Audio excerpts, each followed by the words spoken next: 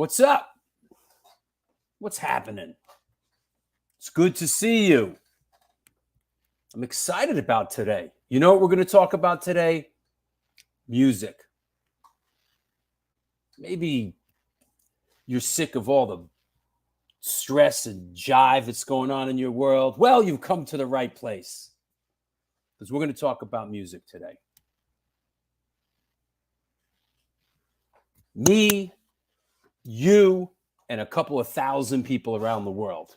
This is the New York Hardcore Chronicles Live, often imitated, never duplicated.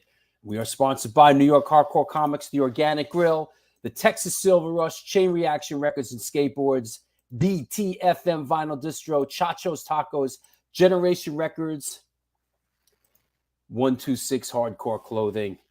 You know, also, you know what we're going to talk about today a little bit? This is going to be cool. We're going to talk about Grunge and Grime Soap Company, a new sponsor that's trying to get in the game here. We don't have room for them now, but they sent me a bunch of stuff, so we're going to do a bit on Grunge and Grime Soap Company. What's going on? What's up, Chris? How you doing, man? Chris Hoffman, what up? Stuart, what's up? Good to see everybody. Robert Hogg out there in Scotland. Yo, Gary, what's up? Bobby Headwreck, what's up? Come on now. All right. They're coming out of the woodwork. Larry Kelly, what up? All right. Everybody's coming around. Yo, it's Sunday shout-out day. Let's shout a couple people out, right? Who do you want? Yo, let's do a couple shout-outs. Let's start it out like that. You know? Yo, I want to shout out Victoria Turkin. That's my first shout out. Hi, Victoria. Yep. Yo, Scott Earth. Come on now. Yo, I'm representing, bro. Representing your whack ass band. No, actually, I like your band a lot. You know? Yo, Tim, what's up? Come on. Let's get some shout outs going. Shout out Belfast. Are we shouting out Belfast? Shouting out Belfast. Oh, yo, I'm sorry, RS. I didn't try to figure it out yet. I'll get to it, man. I apologize. Got to see what's up with that.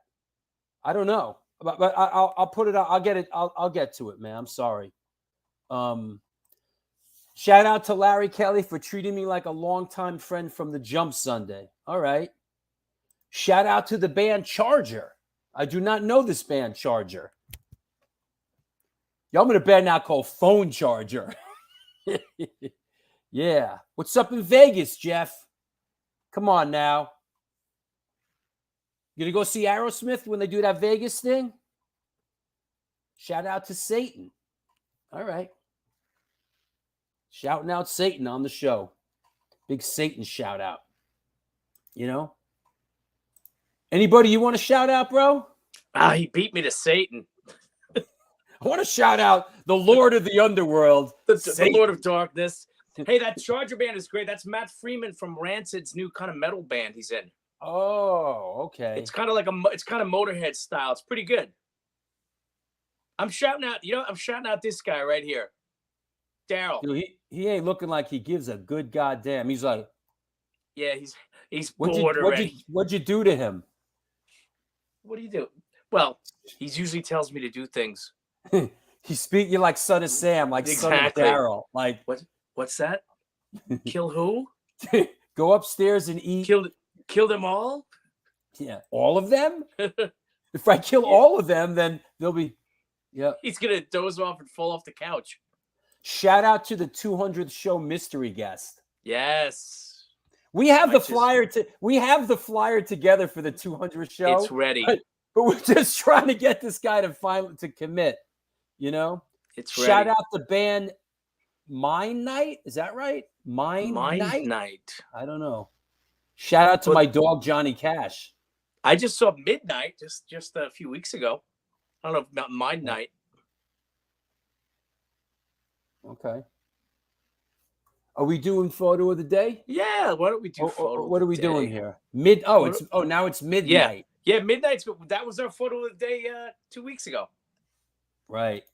The guys in the hoods. Oh, right. Yeah, right. those guys are fun. The hoods. Hoods. We're the guys. Hey, we're the guys in the hoods. Not to be Wait a second. confused with the hoods. I'm confused. Are you from the hood? No, we wear the hoods. They're boys in the hoods. There you go. All right, here we go, ladies and gentlemen, boys and girls. Here we go. Photo of the day. Boom. What's going on here? All right. Let me see. Interesting. All right. Is it? Yo, shouting out Kenny Clark. What's up, Kenny? Yo, Kenny Clark's one of my friends, and I got a bunch of them that are like, yo, I don't know nothing about hardcore, and it's not my thing, but I watch your show because it's great. That's awesome, though. I got a bunch of people that are like, dude, I don't know nothing about hardcore, but you have great guests on, and, It's about the community, Don't get heavy, brother. Is it Iron Maiden? Is it the Nentors? The Nent. The Nentors. What's up, Ray Hogan? Is it the Queen of the Reich? Chris Hoffman. Is it Vince Neil? Is it Vince Neil in Church? Is it Junkyard? Bro, nice. I love those Junkyard. first two Junkyard records. Me love too. With Brian Baker. Love Me too. those two Junkyard records. Is it Judas Priest? No. No. Is it But you're Ghost? close. Is it Ghost Without Masks? I have a feeling the stained glass on the right kind of gives this band away. A little bit, actually. Is now it that you the think Mission? about it. All right, wait. Let's see. There's a couple. I of like them the here. Mission. Let's see. Wake up, man. Come on. Wake up. I'm doing my show. Don't disrespect me, bro. Was it something All right, here's another one. Okay. I think this dude's fretboard kind of gives it away, Yeah, a little bit. Right? Is Oh, it for Jesus? sure. Is it the African Bush people? All right. Is it Metallica? Is it the choir? The Queer? Is it Faster Pussycat? Is it Ministry? I used to like Faster Pussycat. They were great back in the day. Their first two records were good. Bro, those they were great live back in the day. I like Tammy. He was a fun dude back in the day. Him and Ricky Rockman used to own the Cat House out in California. Yeah. We had some fun there back in the day. Still All right. gotta get Ricky Rockman on the show. Right answers only, please. Boom. I think it's pretty obvious if you look at the backdrop behind him. Oh, Is it Metal Church? Is it Kirk Hammett?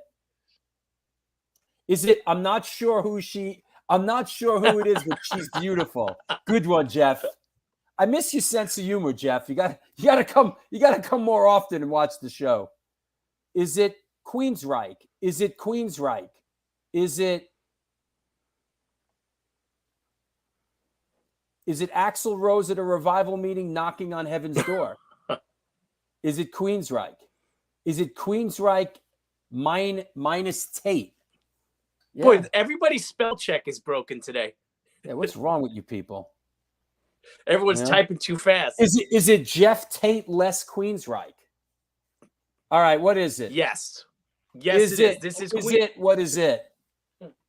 This is Queensryche, and this is last week, and up in the Hudson Valley, at a place called the Paramount Hudson Valley in Peekskill.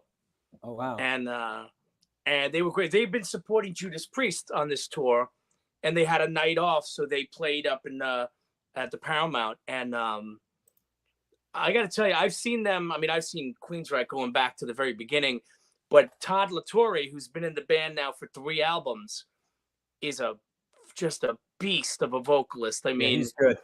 Because Jeff Tate, being obviously older now, it's to sing the way he did. It's not easy, and this guy can nail that style in a way that so few people can do. And they're just a really, traditional true metal band, and they just killed it. That was a really, really good show. And that was a night between the 2 Judas Priest shows, actually. You know, I gotta say, I haven't seen this line of Queensryche. As a matter of fact, I've never seen Queensryche. Not that I'm not that I'm hating on Queensryche. I've just never seen them. And this guy apparently is really doing the band justice because they're getting great gigs. I see them as an avid blabbermouth reader. I see that they're out doing a lot of things, a lot of big things, and they're on a big tour. And I watched a clip of them, and he was awesome. Oh yeah, I mean he's a. I mean it's amazing to watch because, you know, there's only a few people like Bruce Dickinson and Rob Halford like that can really, you know, do that style. And he's not even 50. This guy, I think he's only 48 years old. Yeah, and he just what was the band that he was in before? Was he in Bang Tango? No. He was actually briefly in a band called Crimson Glory before this. And which he played drums in, as a matter of fact. Are you sure? Didn't he sing for another band? No, he wasn't in Bang Tango. That was a guy named Joe Lestay. Yeah, right. And right. But this guy, and in fact, the funny thing is, he actually plays drums on the new Queensryche album as well, because the original drummer left the band. Right. And he played drums as well as sang on the new album. And which is really, really good. An album called The Verdict. And I mean, I saw Queensryche going back to you know, the mid '80s when the TNT? first EP came Did out. he sing for TNT? No, that was Tony Harnell. Damn, bro, you know your shit. Yeah, no, that was Tony Harnell. He's another one of those singers, you know. And in fact, but a funny thing, you talk about replacing somebody big. Tony Harnell briefly replaced Sebastian Bach in Skid Row, but he just didn't work. His voice was like too smooth. He didn't have enough grit in it, and he was gone after like a tour or two. We're definitely going to be doing some metal on today's show. Oh, for sure. With our guests. Meanwhile, our next 4 shows, a week from today, there is no show on Wednesday. There'll be a Patreon-only show on Wednesday. Sunday, April 17th, Eugene from Go-Go Bordello is on the show. I'm psyched. That's going to be a fucking handful, man. That's going to be awesome. You know? Then a couple days later, Doug from Field Day, The Descendants, Cottonmouthkins, and Dag Nasty on the show. Then 2 weeks from today is the L'Amour. Is the L'Amour retrospective. Alex Kane. And then with Alex Kane. And then Wednesday, April 27th is Carl Kennedy from the Rods. Now we got some metal going on. Yeah, definitely some metal coming down the pike here, man.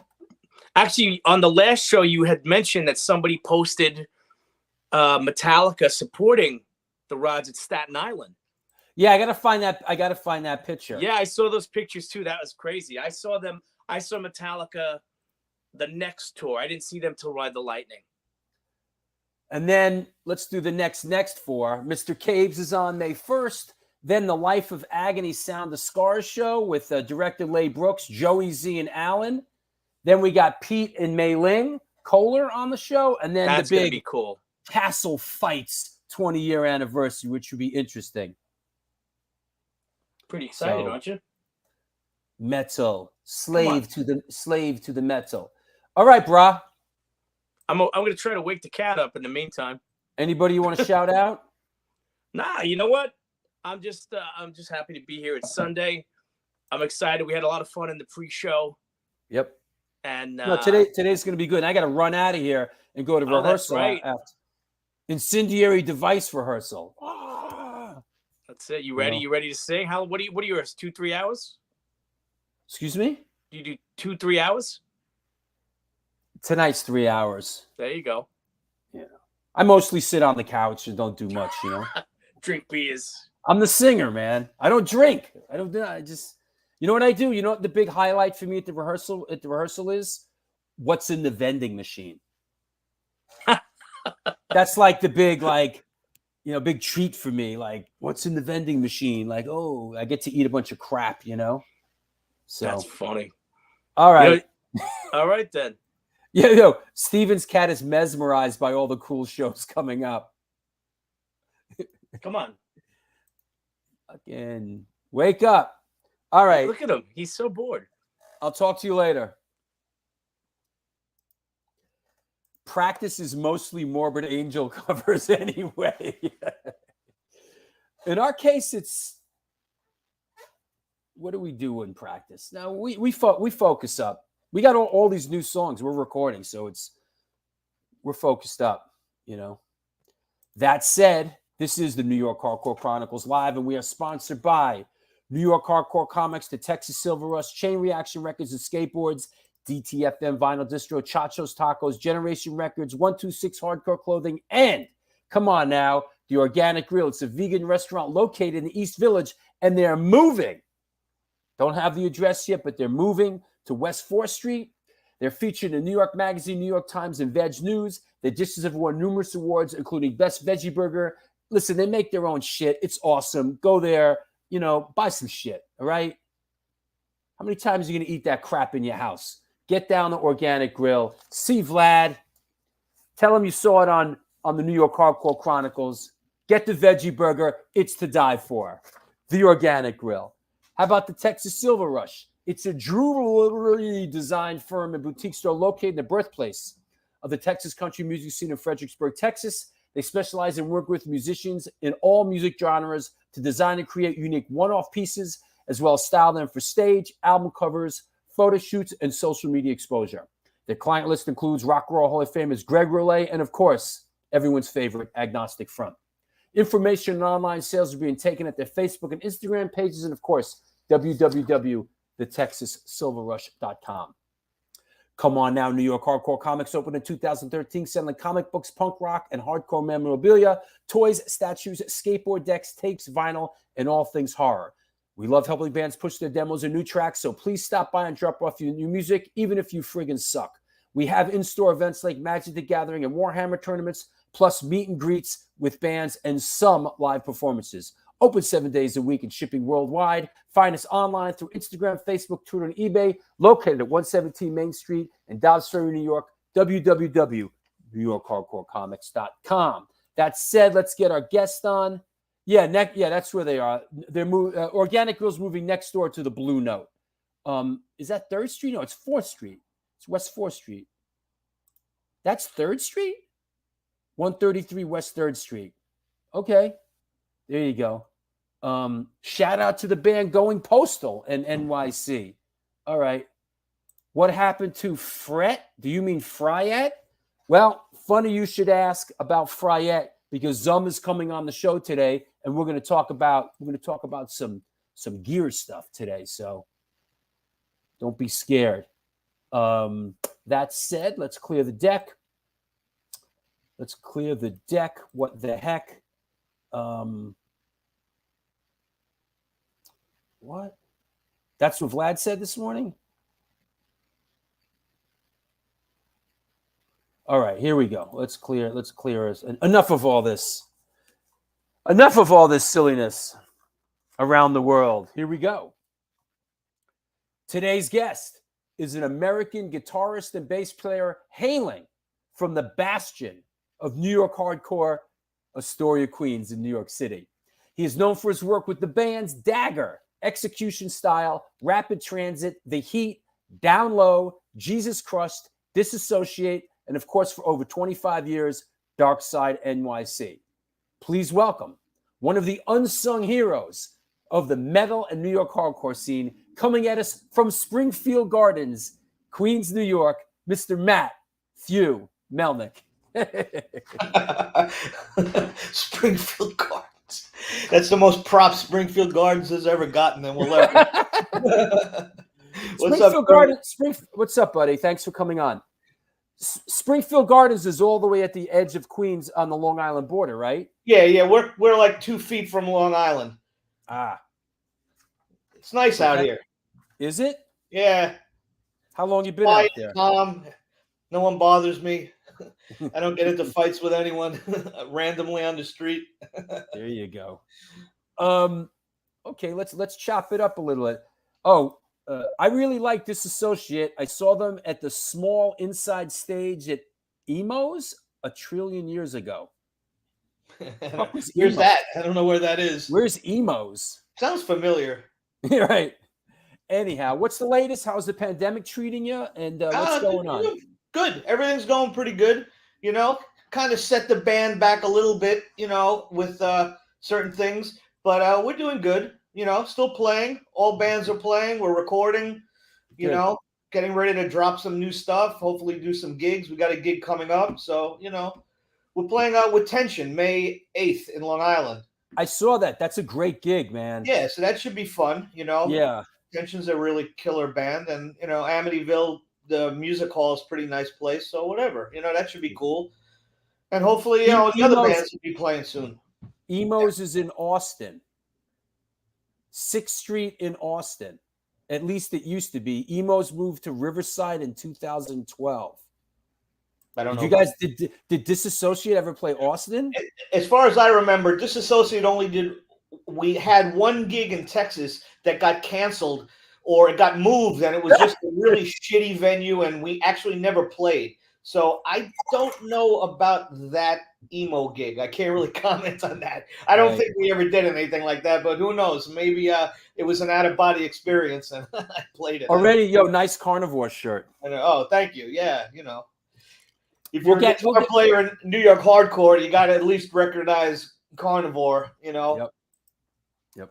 We'll get to that. How'd you come up? Did you grow up in a musical household? You know, I wasn't in a musical household, really. My mom played violin, and my mom's sister played piano.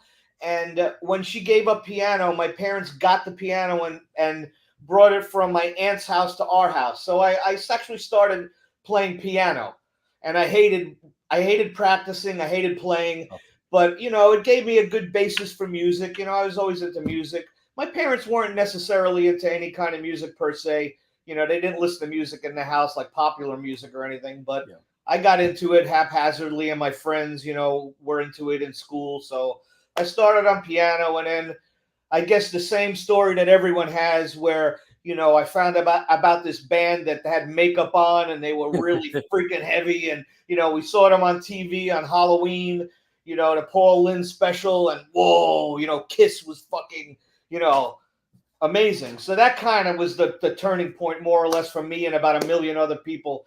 So, you know, that inspired you to pick up guitar? You know, I actually started on bass. The reason I started on bass was because my friends played guitar and we didn't have a bass player, and we had to figure out who's going to play bass. Actually, my friend's brother played bass for a while, but he kind of stopped, and then we needed a bass player. So I said, okay, I'll play bass, whatever. So I actually played bass and guitar, but I more or less played. I played guitar first, but I played bass in a band first before I played guitar. And would that be Dagger? That was before that. I played bass in Rapid Transit. That was my first band. Oh, right. Okay. Yeah, so I played bass in that band. And then I played bass in a band called The Heat. Wait, I have Rapid Transit. Hey, well, don't get so ahead of yourself. Oh, yeah, okay. So first band was Rapid Transit.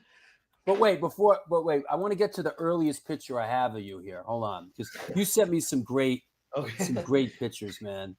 Don't post any baby pictures. No. But here's a shot of you from 1976, bro. You are a young teenager in this shot, and there you go. Boom.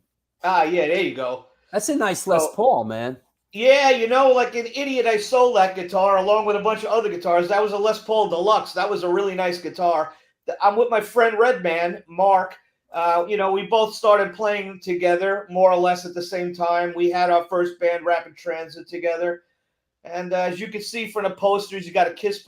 I was into two kinds of different music. I was into like heavy music, but I was also into progressive rock and. Well, I see the Pink Floyd. Yeah, I mean, so that's the standard. Like everyone had that. Yeah, I think that was the inside of. Was that the inside of Dark Side of the Moon? Yeah, that came with that came in Dark Side of the Moon with the other poster, the green pyramid poster. That was in there.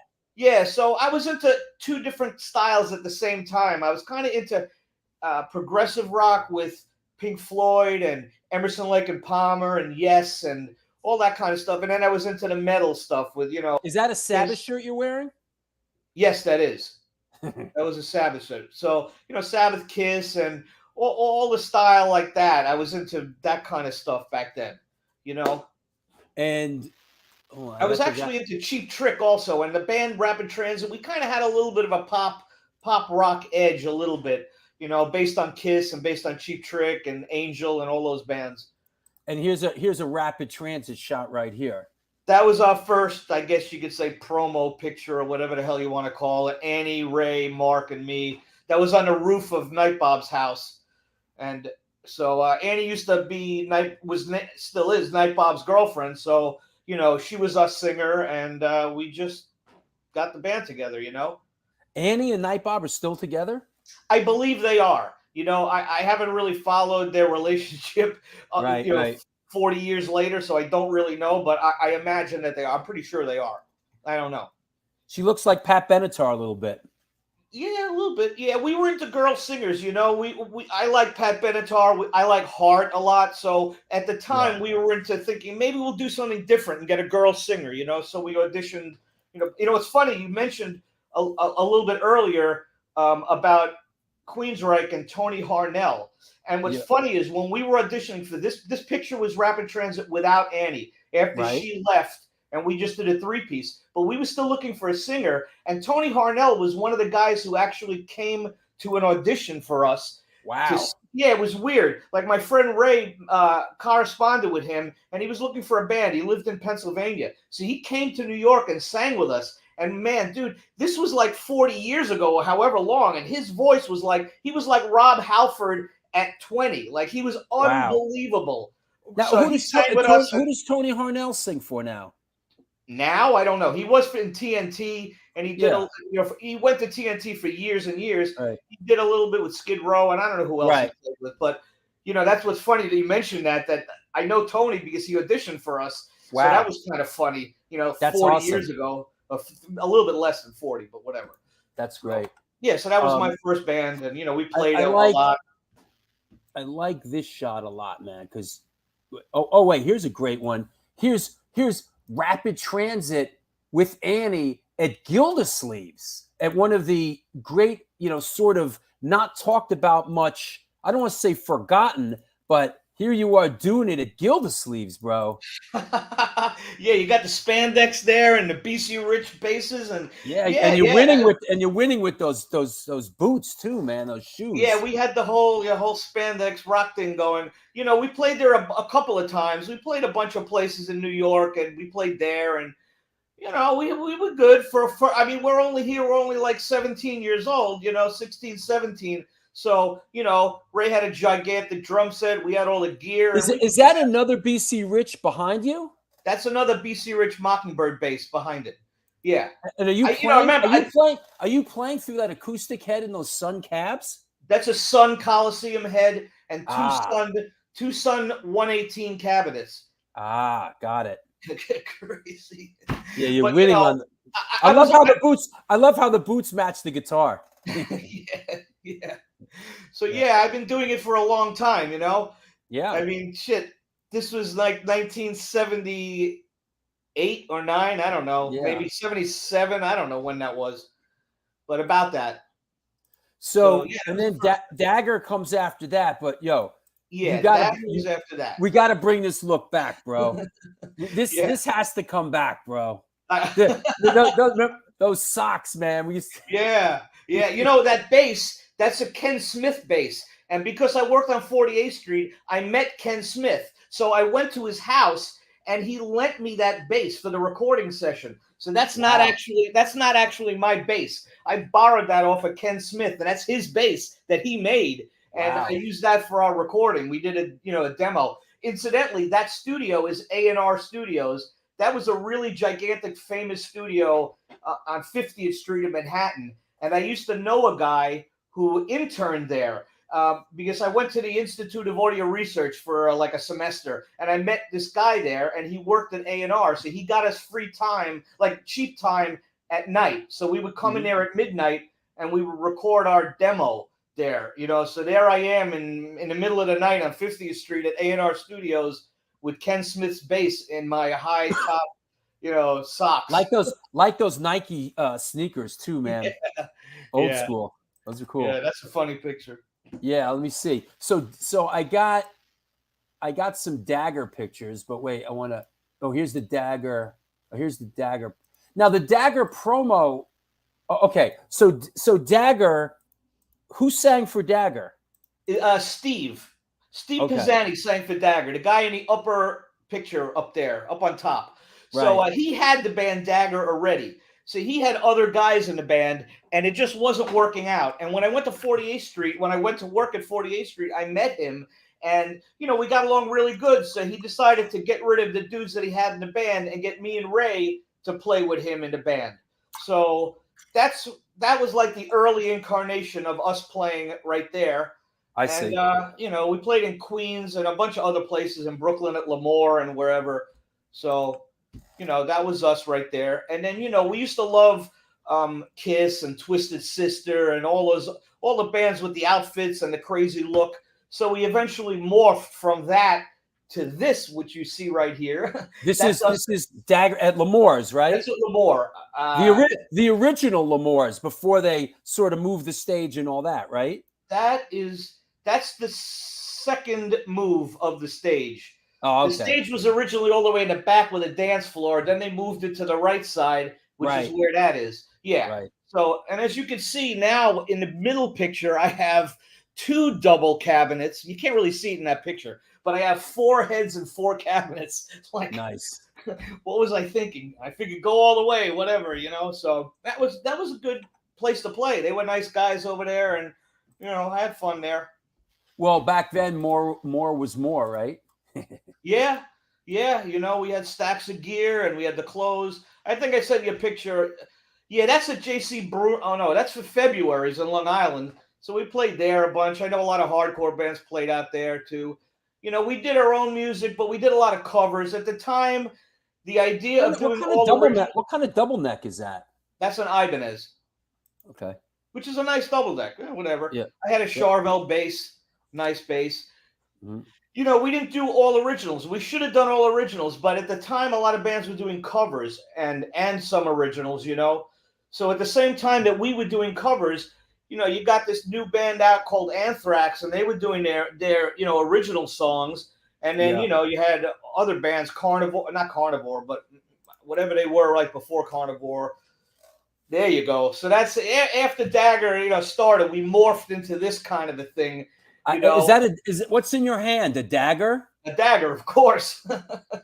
This is great. Yeah, we got those clothes made by this guy, Ray Arthur, and he was in the West Village. And he made a lot of clothes for a lot of bands, a lot of old bands like Parliament Funkadelic and some other bands. Like, so all this shit like that I'm wearing, the top is leather and it's all really fancy shit, He passed away, sadly, from AIDS in the early 80s. But he had a big store downtown, and it was custom clothing, and we happened to be wandering around there. We saw it, we went in, and we're like, holy shit, can you make us clothes? So my friend Ray in the middle, he was an artist, so he drew out all these costumes, and the guy made them exactly the way we drew them. I'm sure they weren't cheap, right?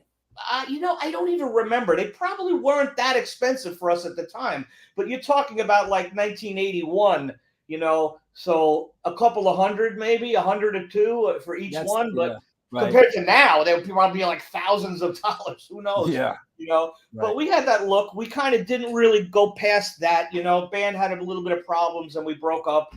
So, here's one last Dagger photo with the gear. Look at me with hair. I should have a wig. You guys look cool, man. You actually got it going on. It's like, if you look at bands like Armored Saint, and you look at Twisted Sister, and everyone had their the early Overkill, right? Yeah, exactly. Those were all the bands who were playing Lemoore at the time, and they had a little bit of a shtick somewhat. So we had this shit, when we were rocking out, we had the stage and everything, but it just didn't work out, We just had problems, with other shit, and it didn't work out. You had problems. You were teenagers, right? There you go. Yeah, at that point, I was maybe, I don't know, very early 20s. This guy, Ray Arthur, made this stuff? His name was Ray Arthur, yeah. Yeah, here's some photos that you sent me. You took this stuff at Ray Arthur's store. Yeah, that's at his store. On the bottom right, that's me when I first got that outfit. He took the picture of it. So, that's awesome. he made so that's just another one. You like the lens flare on the glasses right there? It's great, man. Yeah. So, we did that. Please tell me you still have this stuff. I have a few pieces of that outfit. I'm not sure. It would be like what's that Family Guy where the guy puts on the outfit and it's like super fat. You know what I mean? I don't know if I'd fit into any of that shit, but who knows? Maybe I would. You know. So you grew up in Astoria, Queens, in the bastion of what is in the water in Astoria, Queens? That so many hardcore and metal kids. It's all the gyros and souvlaki. Jeez, I don't know. I don't know. You know, like I told you earlier, in the past, I'm a little bit older than all the other guys who were in the hardcore bands. So I knew about them and I knew where they were and they existed around me, but I wasn't in that scene purely because I was a little bit older than everyone else. So, Token Entry and Murphy's Law and Gilligan's Revenge at the time. Sure. And whoever the fuck. Kraut, Murphy's Law. Kraut. I mean, dude, I remember when Kraut first really got big and went to California. Dougie's a friend of mine. So I used to hang out with him and he would tell me about all his band and I used to ride around in his truck with him every so often. But, it was happening, but I wasn't into it. I wasn't really clued in on hardcore. Is it safe to say you were like a metal dude, or I was a metal dude? I was a metal dude. I as time went on, I kind of got into heavier and heavier shit. So somewhere along the line, I got into heavy shit, and I got into first Judas Priest, and then maybe Motorhead, and then somewhere along the line, I found out about hardcore, and I started going to the matinees at CB's. I had no friends that were into hardcore, no one. Right. So I went by myself, and I just I just went there and I hung out. I met a lot of people and made friends and whatever. Didn't you have a short-lived band with Doug Holland? It was extremely short-lived. Okay. Called Captain Crunch. It was me. Captain Crunch. That's a great name. Yeah, I wish I had the logo. It was like the Captain Crunch logo, but with K's on it instead of the C. So we tried to do a project. I also did a lot of recording in my parents' apartment, and I did a recording for Captain Crunch a little bit somewhere. I don't know. And Dougie came over and recorded. I did a bunch of demos for people, but the Captain Crunch thing never got off the ground. Really, we never really did anything seriously. Hey, but, I know Doug for a long time. Joe Frank says, "Yo, what's up, Drew and crew? Checking in from Fort Myers, Florida. What's up, Matthew? What's up, Florida? Joe Frank, what's up? We played some good shows in Florida. We played with Kill Your Idols out there, and it was a fucking crazy show." Joey Downey says, "Don't know this guy, but I watched them all." Fair enough. Glad you're watching, Joey.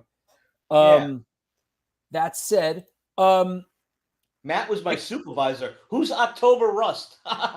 That's funny. It says I worked at Tower. Oh my God, I used to work with this guy. Matt was my supervisor. Hi, Matt. I don't know. Who are you, October Rust? Supervisor where? We're getting to. I would assume that's Tower Records. Tower Records, right? Yeah, but I don't know. Yeah, that's funny. Yeah, so I did that with Doug for a while, and then I did other shit. I played in the band The Heat for a while. It was kind of like new wave rock, whatever, and I played bass, and then I played in White Plastic with Dank. So, White Plastic. Yeah, you know that band White Plastic by any chance? Vaguely, but we didn't talk about this with Dank. Yeah, you know Dank, right? He's an animal. Yeah. So Dank used to be in White Plastic. Him and Tom Yes, Hamilton. at Tower. Yes, at Tower. Yeah, wow, weird. Yeah, so I did White Plastic for a little while, somewhere in the late 80s, I guess, early 90s. I don't even remember. And then, And I want to shout out Ann D. Greetings from Duisburg, Germany. Hope things are well in the fatherland. By the way, not to take us momentarily off track, but all my friends in Germany, just a heads up that I'm doing a book signing in Berlin on when is this? June 3rd. Wow. I'm gonna be in Berlin, Germany, doing a book signing for the New York Hardcore Chronicles, Volume 1, 1980 to 1989 at Cortex. So all my friends over there in the Berlin area, please come say hi, and it should be cool, Hey, one of the things that I know you did in that era, you worked on 48th Street, right? Yes, I worked 48th Street from about 1979 to about maybe 1983, 84, something like that. Me and my friends who were in rapid transit, Mark and Ray, we all went down there and got part-time jobs at Alex Music. So we worked there after school and on weekends. Not Manny's, but moved the camera over a little bit. Yeah, right. Well, we were right next door a little bit, more or less. Right. So I worked there for a long time. Learned a lot about music, learned a lot about gear, bought a lot of gear, sold a lot of gear. I sold a lot of stuff to some famous people. I sold a guitar to the guy from the Pretenders, who's not with us anymore, James Honeyman Scott. I could go on. I sold a lot of stuff to a lot of people at the time and met a lot of people. That was kind of like the center of the musical universe. Yeah, for sure. And speaking of which, I want to bring on a friend of ours, who's been on the show many times, of course. He's affiliated with Sound City and also, Fryette. And he created the Sansamp bass driver. And he has he just played with me in the High and the Mighty. Let's bring Zum on. What's up, bro? Hey guys. How are you doing, bro? I'm good. Good to see you. Good Matt, to see you. hey. Hey, Carnivore. Zum, let's talk about 48th Street a minute and how that whole, now here's a shot I have here of We Buy, which is a place where we used to just go and just stare in the window. But I think it's interesting that it was such a community and culture centered around that street. And it's like, it's gone now. Zum, give us a little perspective on that street and just how that was sort of like ground zero for musicians. Yeah, I mean, it started before even the days of electric guitar. I mean, the jazz guys used to come and, buy from, Manny Goldrich and, these guys that had, there was a horn shop and all this kind of thing, all these kinds of great stores in that area, And so, it just became a place. And so like Alex was on the same side of the street as We Buy. And I mean, just one of the things that you can see about We Buy was that it was all used guitars, right? And they would just take a piece of wire and wrap them around the top two tuners and just hang them, hook them on and they're all slapped up together. Yeah, so, I bought my Les Paul, not the one in the picture before, but I bought a Les Paul Deluxe Cherry Sunburst from We Buy Guitars a long time ago. And you know how much? I think I paid like $425 for it. Like it's probably 10 times more now than it was then.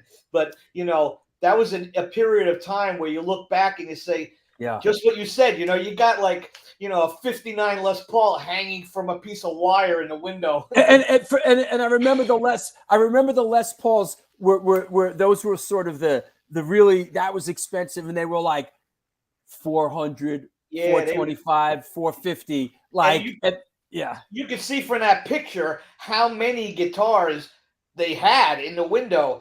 Steve Friedman used to own We Buy Guitars, and he would just fill the place with stuff, and like, look at that. I bought stuff in that place. That was a cool place. 48th Street was a great hang and a great place to be, back then. I made a lot of friends back there and bought a lot of gear, learned about shit. That was like a hangout in a way. Some people went there to buy stuff not knowing anything about it. Other people, I would see people every day come in there, the same people, just hang out and what's up. They come and, because you were able to play a guitar, like try out a guitar. So people would just take guitars and sit down there and play them, for all day long, or whatever, Here's a I've cool seen picture. that picture before. That's SSD, isn't it? That's right. This is SSD Control, and this is interesting because when I did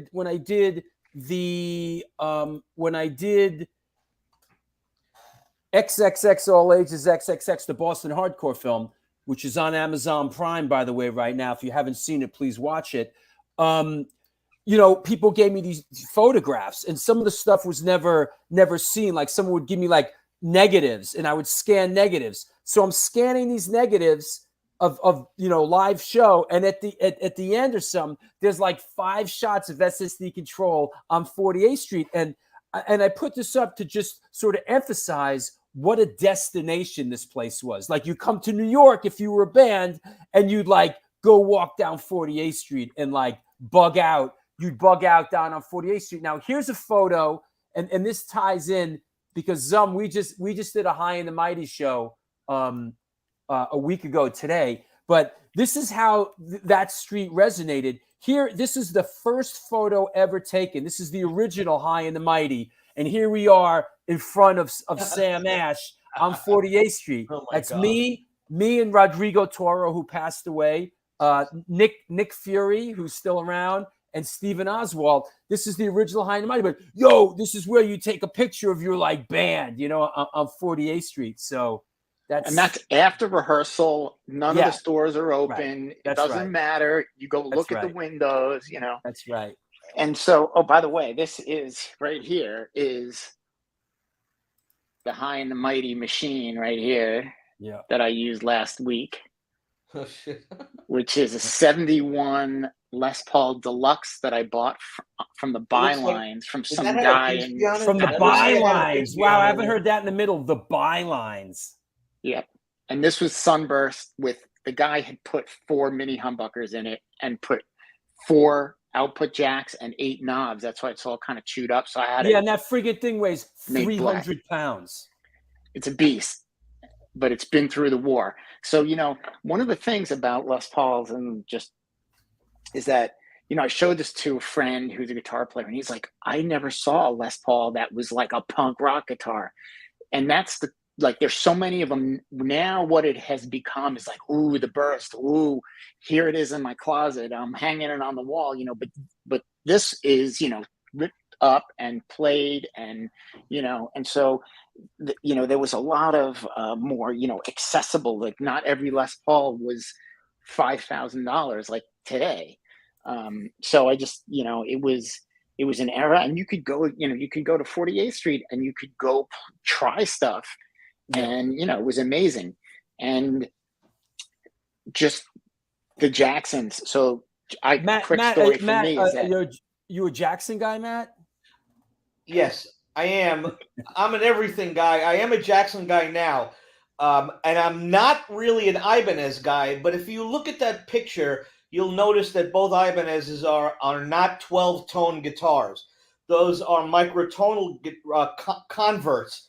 So the guitar on the right side is 24-tone, so that's double 12, and the one on the left is 19-tone.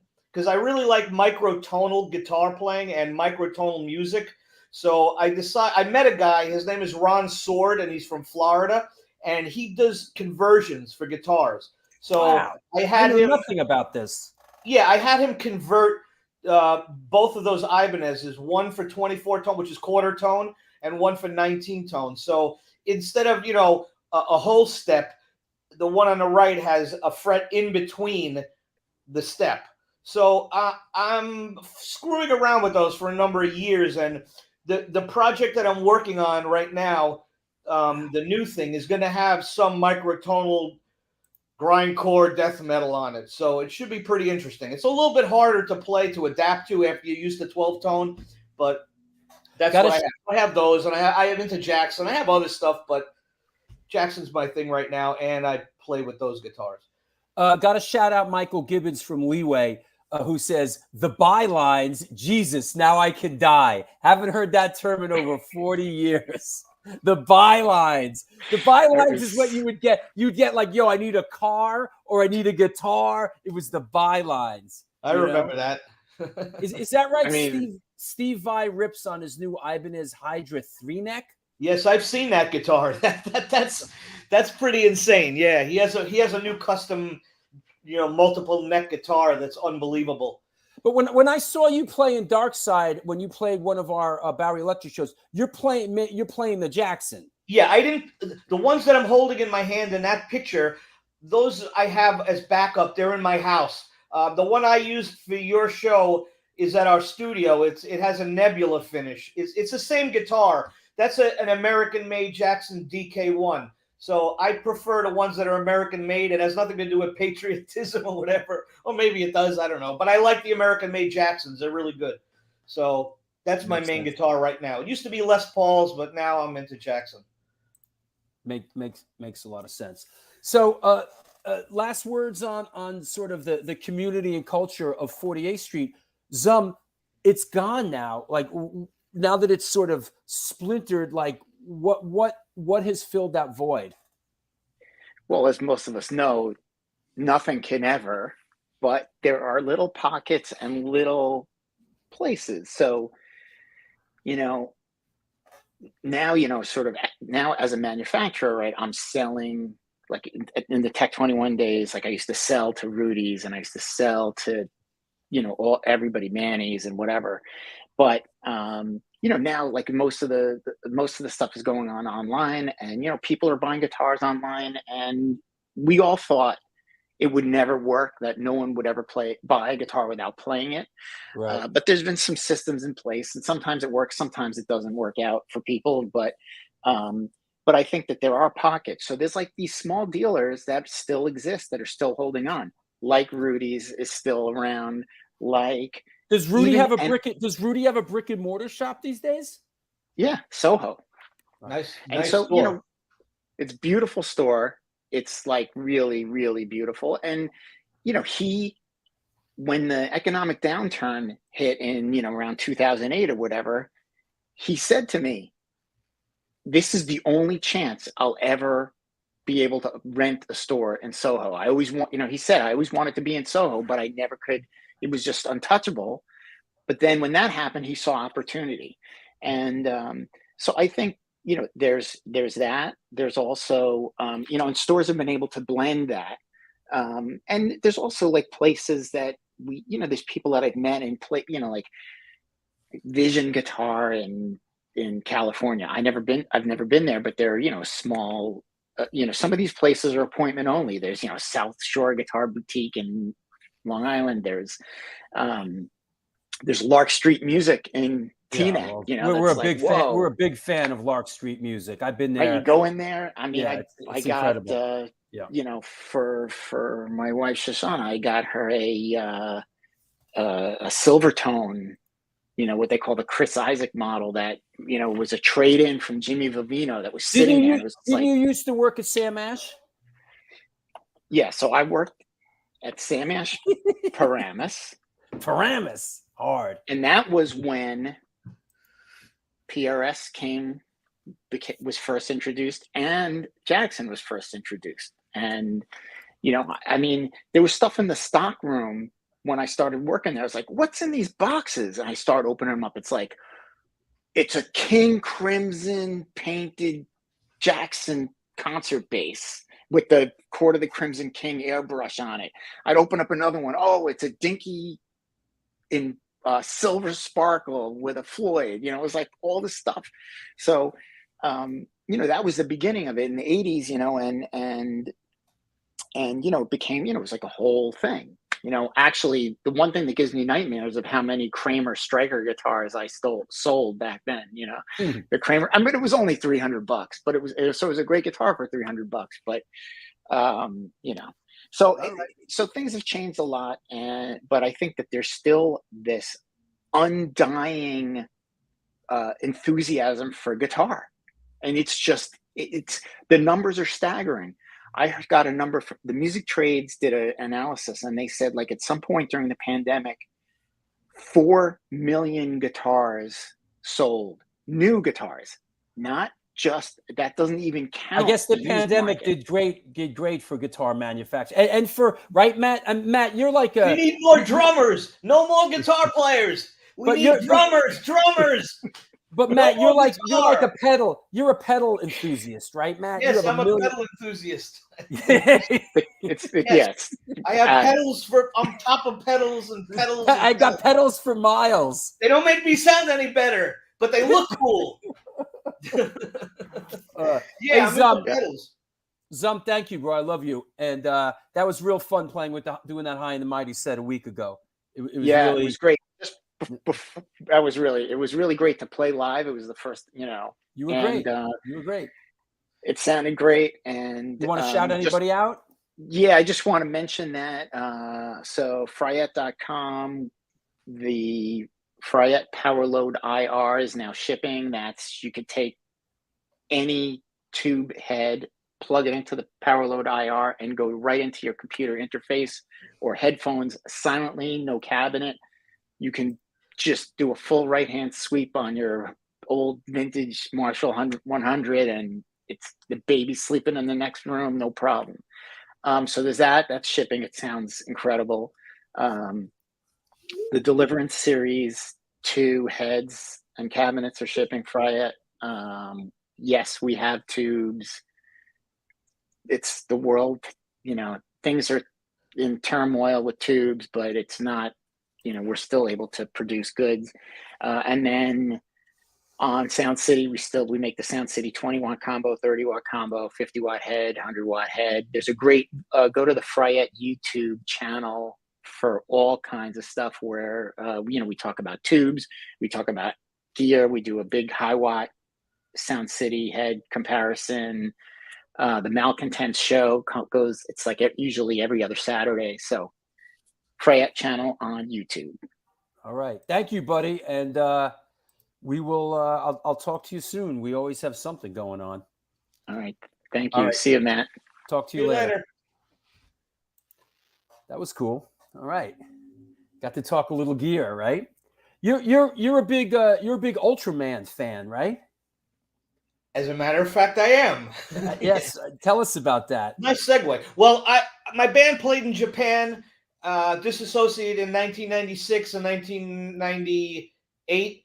And when we were there in 96, we were shopping and walking around. I don't know where the hell we were. And I kind of got turned on to the toys and the TV show Ultraman when we were in Japan. And I saw the figures and I thought it looked cool. So I bought a figure or two when we were there. Uh-huh. And, at the time there was no internet and there was no YouTube and there was nothing. So it wasn't easy to actually find it to be able to watch it. So it was a slow getting into, I've always been into it. I like the characters, but it was kind of hard to get into it because I couldn't watch it. So as the years have gone on, I bought a couple of VHS, bought some DVDs. But within the last number of years, now that YouTube is there and the company who makes Ultraman Tsuburaya, they're on YouTube, I can watch all of them. So one thing led to another and it's built up, and I bought, a shitload of Ultraman toys and figures and clothing and blah, blah, blah. I'm endlessly teased about it by my band, but, whatever, man. Everyone has their vice, you know what I mean? So I like you're always rocking, you're usually, not always, but you rock a lot of Ultraman shirts, Yeah, I do. I mean, I buy it. I'm not going to die. It's something I like, Some people like Spider-Man. Some people like alcohol. Do you have anything for those that may not know? Can you show what is for someone that may not know what Ultraman is? Glad you asked. Yeah. Show us. Yeah, so these figures, which I'll show you right here, I happen to have a box. This is Ultraman, if you can see what he is. Yeah. Right there. So that's an Ultraman, little normal cheesy figure. It costs about $5, probably less in Japan. So, I started getting into collecting these, and you can see this is number 1, and they have about like 200 of them or 100 of every character, and the monsters are called kaiju. So I have the monsters. Okay. Now, just is kaiju sort of it explains like the genre or the monster? What does kaiju mean? Kaiju, I don't know the exact translation, Japanese, but kaiju is the monsters. So if you got the Ultraman, and then they fight kaiju, which is the monster. I see. So one thing led to another, and then I collect, Bullmark. So Bullmark is a company in Japan, and they make a lot of figures, all sorts of figures. So there's an Ultraman figure from Japan, Bullmark. And then, you can go on and on. I got this guy right here. This is Ultraman Zero, and he actually talks a little bit. Is he talking English or Japanese? No, Japanese. So God knows what the hell he's saying. I have no idea. But hey, let's bring on this guy. What's up? What's up? Hey Matt, what's up, brother? How you doing? Hey, Rat, what do you know about Ultraman? I dig Ultraman. I remember when Ultraman was on TV. like that was, Yes. kids were into karate and westerns, and Batman was on it. It was a totally different time. I broke out a couple. I don't have any big. I wanted to ask Matt, actually. I have a couple smalls. I know they're Kaiju, but this is actually an Ultraman villain, right? Oh, yeah, there you go. It would have been either a bull mark, or there was also the company Bandai. Let me ask something as being sort of a bit of a novice. Is there a crossover here with the Godzilla characters? Because some of them look vaguely familiar to me. They're close. Kind of. They're close. Different companies. Toho did Godzilla, correct? Oh, so it's like a marketing thing, right, Matt? It's like, well, it's just different companies, but you know what? There has been a crossover or two where they've made maybe one movie with both of them in it, but they're kind of separate. You know what I mean? Kind of like DC and Marvel a little bit. I got it. Different companies, different characters. Matt, I wanted to show you this one too. I just want to show you a couple because that's what I do on the show, basically. Yeah. With toys, but I thought you'd nice. take this little Red King wind up. That looks like a Red King. Yeah, that's a mini Red King there in blue. And then this one, I actually wanted to know. It's a Poppy on the bottom. Oh shit! So I figured you might have information on that one. I honestly don't know what kaiju that is. That's pretty cool. Wow. Yeah, it says like Poppy. Nice. It says Poppy there. It's funny. I remember, Ratbones, you had a little ball tan on your table, and I almost bought it. But that guy, I have that though. I was going to say I want it, but I have it already. Why am I going to buy two? But that was cool. I like that one. Hey, our friend Blastbeat Industries says, I just did a quick scan of eBay. The Ultraman figures from the 1970s are going in the $2,000 to $5,000 range. The thing with that is, that's interesting. eBay is America. So anything that you buy that's Japanese in America is going to be jacked up in price because it's not made here. If you go to Japan and you look for the same figures, they're going to be expensive, but they're not going to be the same price that they are in the United States. You know what I mean? See. So those prices are a little bit nuts. Makes sense. That's a big reason I stay away from like the kitschy stuff that comes out because I like it. I like the subject matter, but I know it's new. So, like, I look for like one-offs like this Gamera. Yeah, you ain't never gonna see that Gamera nowhere. Nice, that's like a one of a kind. Yo, Gamera I know of Godzilla. I've been into Godzilla too. Like originally, even before Ultraman, I was into Godzilla already because that stuff that you would see on American TV. So they'd show some of that on TV, and Godzilla's pretty popular. Not like Ultraman. Ultraman is more of a niche thing. Godzilla's really famous. So I collect Godzilla. Like when I first went to Japan, that's what I initially was into. I was searching, and then I got turned on to Ultraman when I was there. So that was a whole other thing right there. Exactly. Like we always sound old when we say stuff like this, but you do. I don't. I'm saying because I go all the way back to like summer camp when they played all the Godzilla movies at the summer camp and they put up a tent and they played them all day long and it was like that's all there was else to do. So then you were into Godzilla. You had to have the Godzilla. You had to find the Shoguns. It's funny you say that because we were talking about Astoria, and I know that a lot of the people from Astoria know that at the Astoria Theater, they used to do like the movie runs where they would do like 5 movies at a time. And where's Astoria Lou when we need him? Yeah, watch every one. So they did that with Planet of the Apes, where they would have you know what I mean? Go Ape, and then every Planet of the Apes movie and every Godzilla. They do like 4 Godzilla movies, and you'd watch all of them. The original matinee, right? The original Saturday matinee. Yeah, exactly. So do that if you didn't have any time. Here, I delved into the archive. Boom. There you go. There you go. Yeah. Nice. Joe, right. One more. Let me show you one. Let's see. This guy. I just got this. Oh yeah. That was cool. They used to have a lot of those at Toy Tokyo for like $100 a pop, and then now you just don't see them no more. They're gone. Like, look, he's got what's that next to him? Don't ask me why the Eiffel Tower is in there. I have no idea why. Because he's supposed to wreck it, I guess. Yeah, I love that. I love comics, and I love I love Ultraman. I love Judge Dredd. That was another thing I was into for a long, long time. You know, way before all of that. I don't know if you can see it. I got a Judge Death tattoo. You know, it's upside down. I can't. But you know, comics. I've always been into comics. Always been into Spider-Man. Always been into all sorts of, you know, artwork and shit like that. So was the Astoria UA theater? Was it one theater, one screen back then? Back then it was. It was one big. Yeah, it was theater, one screen. Right? Yeah, One in the 1970s it was one screen, and then they changed it at some point and made like 100 screens or whatever. Right. Like everything else. I don't know. Matt, who did your sleeve? Who did my sleeve? Philip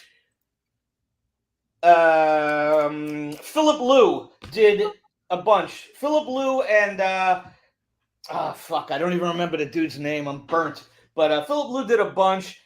Eddie something or other did up here. But Philip Liu and then Marcus Pacheco did my Krishna over there. Nice. That was when he still lived in New York. And yeah, that's pretty much it. One of the, you know, it reminded me of one of the great things about raising when I was raising a kid was being able to watch all the Godzilla movies again.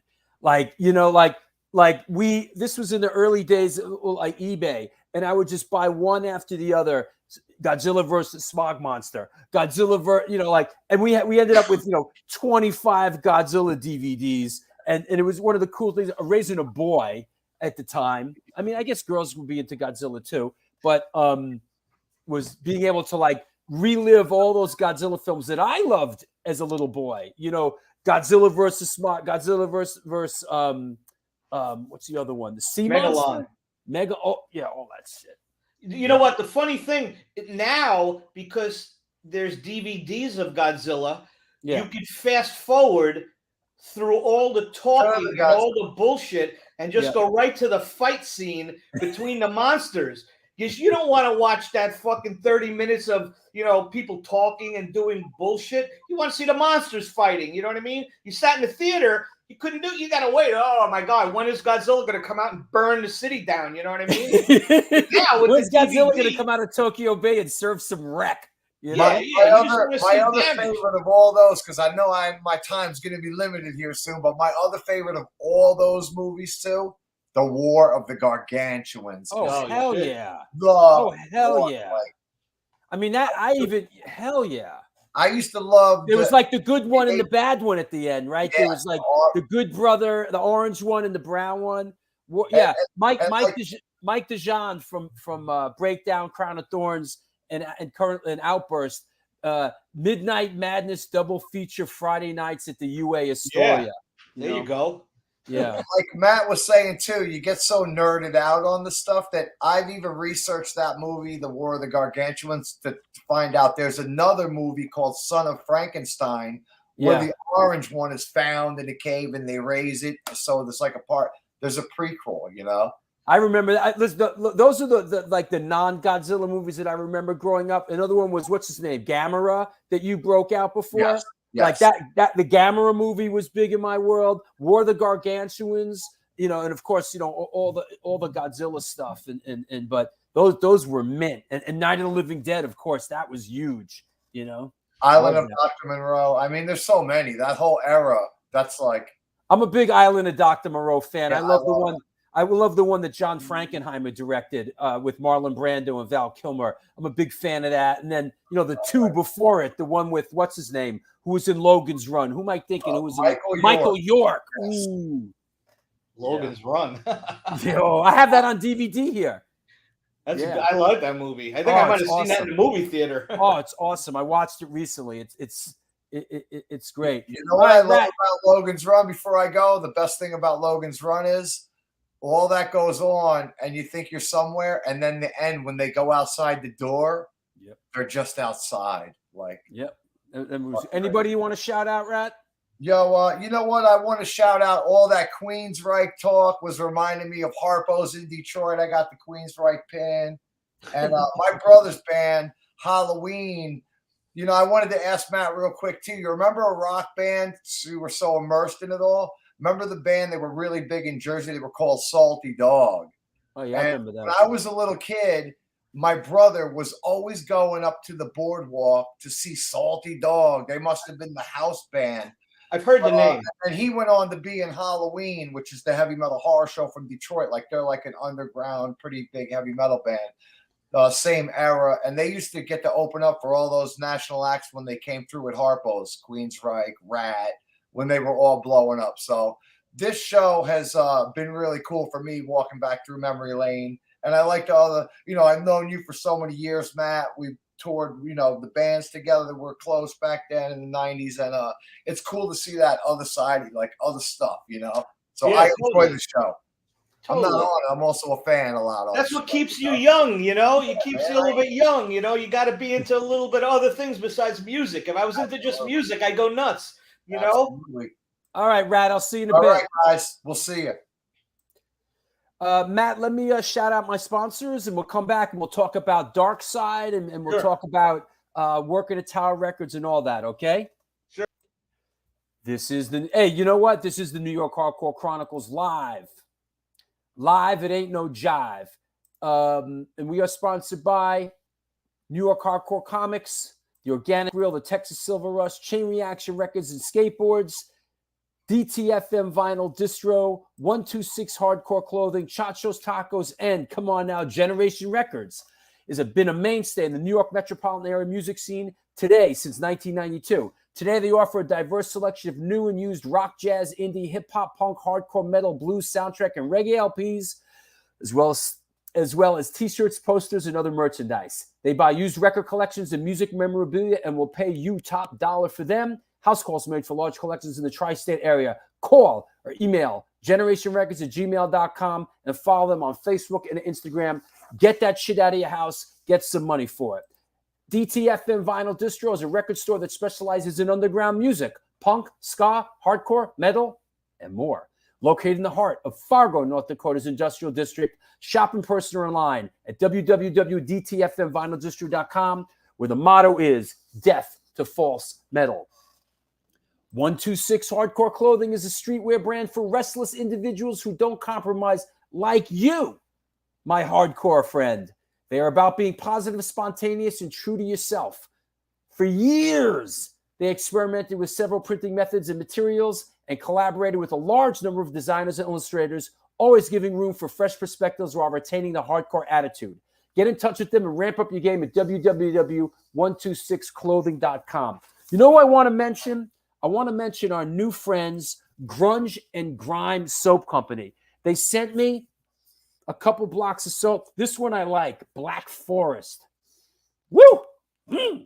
Listen, you hardcore. Listen, man, let me tell you something. You dirty hardcore bums out there. Listen, you're out there, you're in the pit, you stink, you're filthy, you're rolling around. This is what you need. Grunge and Grime Soap Company. You stick one of these up your ass, clean yourself out a little bit. Don't come around me, animals. You're an animal. This one's nice too. You know what? Sandman. I'll give this to my girl. What is Sandman again? Woo! Damn. You know what? I'm going to take a shower. I didn't want to do this show anymore. I want to get in the shower with my Black Forest. Anyway, they're coming on board. Who are we? We are a modern day soap company with a rock and roll spirit, inspired by the music we grew up with. Music is in our soul. I like this company already. From 80s hair metal to 90s grunge and everything in between, we believe in being true to yourself, no matter who pop culture tells you to be. That's cool, man. Thank you guys for sending me some soap so I can clean my dirty ass. So that said, yeah, it smells good. Yeah, here we go. Michael sent me the stuff. Yes, of course, buddy. Michael Tittle. Thanks so much, Drew. We greatly appreciate the shot. Where are you guys? Are you down in Kentucky? Is it? Where are you, Michael? Soap on a rope. So that said, don't drop the soap. Stick one of these up your ass. That said, what else do I want to shout out on the show? Oh yeah, the Bowery Electric shows are coming up. The next Bowery Electric show, by the way, people are very excited about this one because on Sunday, May 22nd, free all ages Bowery show, Ludachrist is playing along with Butterbrain, Fuck It, I Quit, Extinguish the Code, and Deja. DJ Spike Polite. This is free. It's all ages. Come and support it. All ages hardcore matinees are back on the Bowery. And then, of course, the month after that, we are super excited. It is our Incendiary Device first show, and I'm running off to rehearsal after this. Sworn Enemy, Inhuman, first show in a bunch of years. Incendiary Device, it's going to jump off tonight. Blackout Shoppers and Sewage. That's happening on Sunday, June 26th. So we're super stoked on that. And also, this went on sale the other day. There are a couple of tickets left. Not many. My new film, The Jews and the Blues, is screening at the Nighthawk Cinema. This is the New York premiere. And it's happening on Monday, May 23rd. And go to the Nighthawk Cinema site. Here's the there's the link. I know it's hard to copy that, but come on through. Yo, a lot of people are going to be there. A lot of people from the hardcore community. The Q&A is being moderated by Howie Abrams, with me and my brother Evan B. Stone, who's been on this show, and the Ethiopian musician who's in the film, Mr. Gilly Yallo. So please, this is a big night for me. It's in the big theater, the Nighthawk Cinema. They serve food there. So come on. Yes, Larry Kelly, you're going to be there. Good. Okay, Michael. Yeah. Based out of Nashville, Tennessee. Based out of Smashville, Tennessee. So there you go. Let's clear the deck. Let's bring our guests back on. Get rid of all this stuff. Everything's got to go. I think I covered everything, right? Oh, the Black and Blue show in the park is coming up too. Woo, that should be good. Let me see what else. Okay, we're good. Let's bring our guest, Matthew Melnick, back on the show. Hey, you mentioned Ludachrist. I auditioned for those guys. I bet they don't even remember. I think they looked at me like I'm crazy. They got rid of their guitar player or something, and they needed a guitar player, and I showed up, and it was just like not happening. How about this is an older shot, but let's get into a little bit of Darkside NYC. And how did you end up in with this bunch? Okay, well, now this is an older picture, right?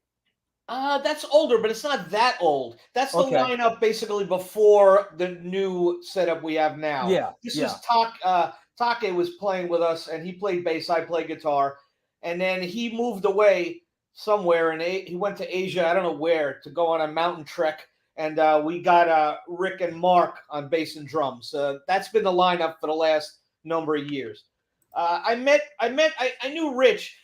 They were playing a show with Immolation upstate somewhere, and I think Blake decided that he was going to quit a couple of weeks before show. Blake, as in the original guitar player of Darkside, also the original guitar player in Sheer Terror, right? Right. So that was in the early 90s, and Rich knew me, and he knew I played guitar, so I basically subbed in for Blake because Blake didn't want to do the show, and then subsequently after, Blake quit the band, or he left the band, and I just started playing with them basically after that. And that was probably in the early 90s, maybe.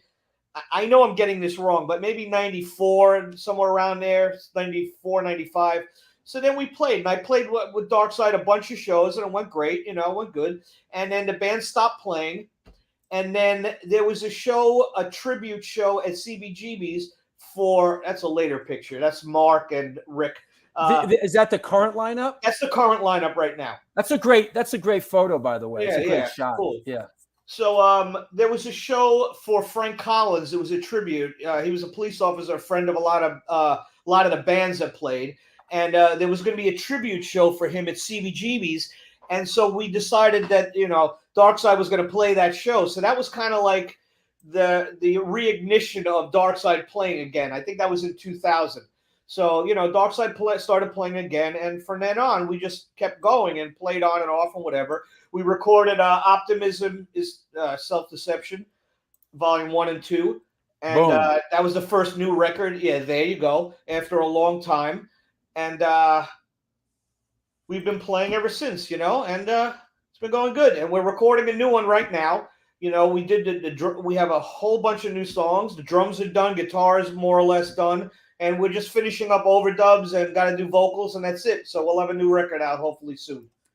Yeah, and you guys played one of the Bowery Electric shows, and you were great, man. This lineup you have now is really great. Here's another shot.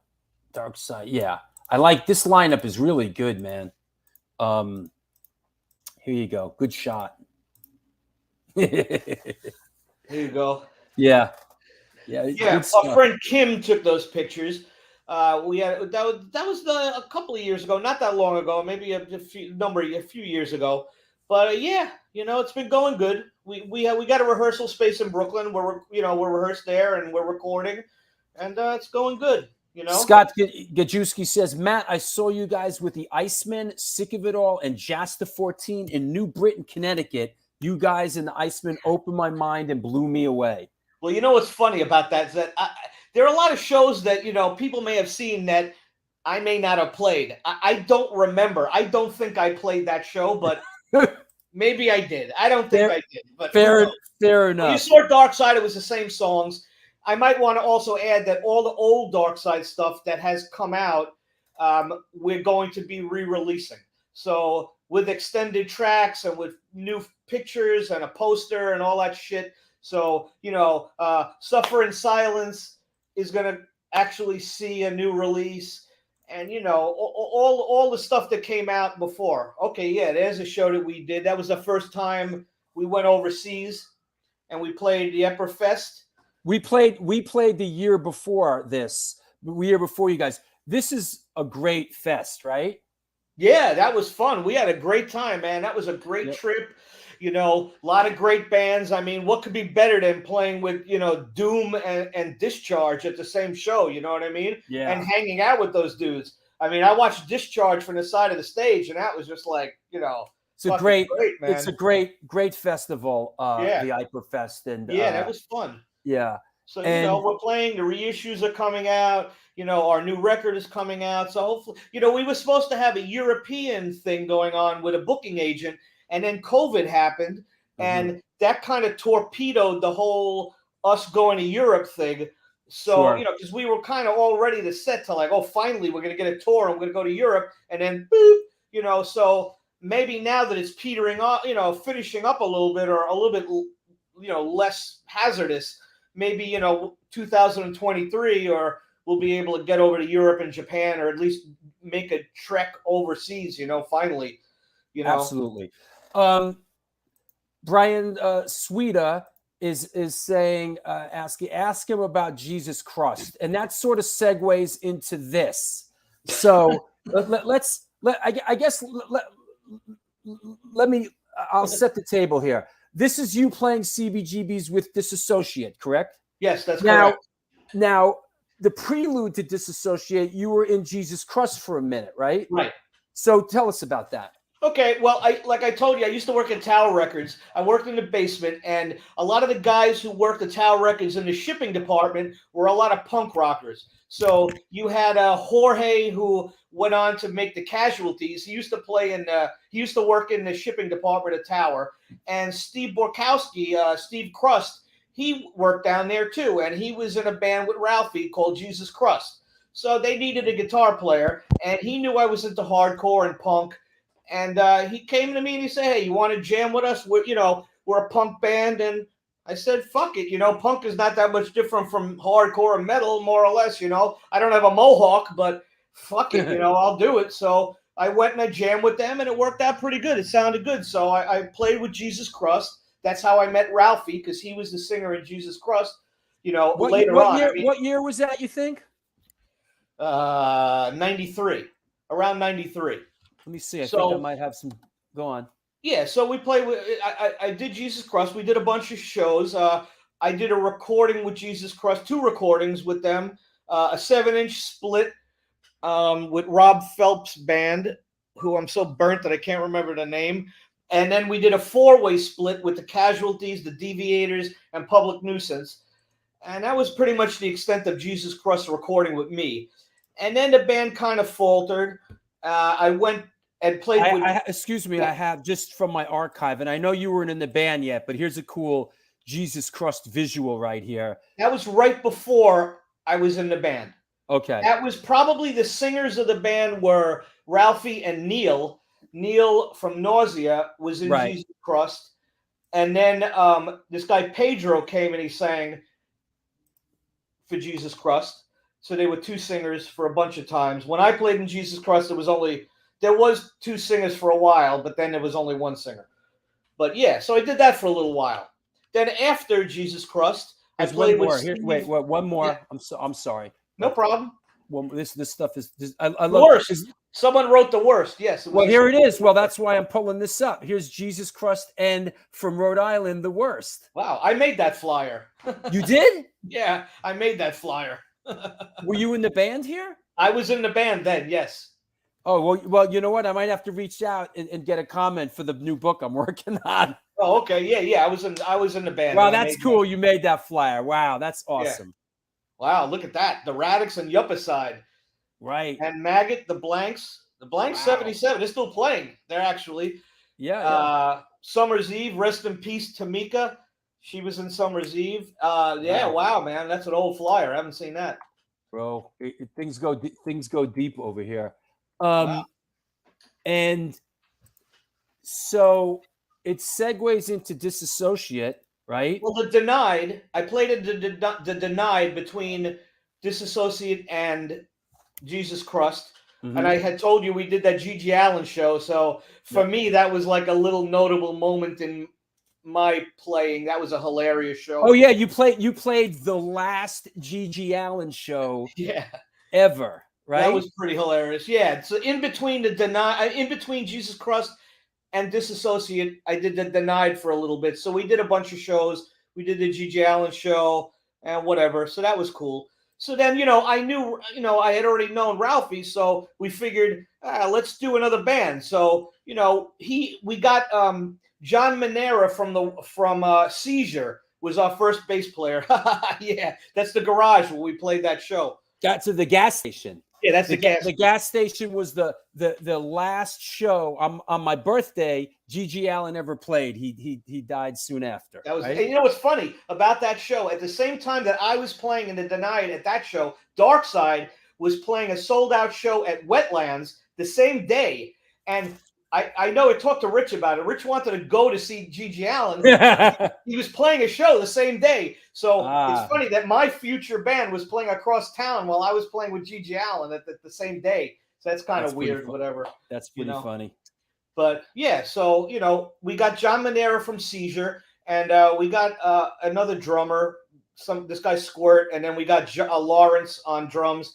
And we started Disassociate. So, that was probably about 93, 94 around there. And did you all, you were sort of before your time with this mask thing, man. Yeah, we didn't do that initially. When we first did, we had a lineup that was pretty good. Then when we got the next lineup, which was Bones and Tom, that was when the band really kind of first started. Like, those guys were amazing. They were great.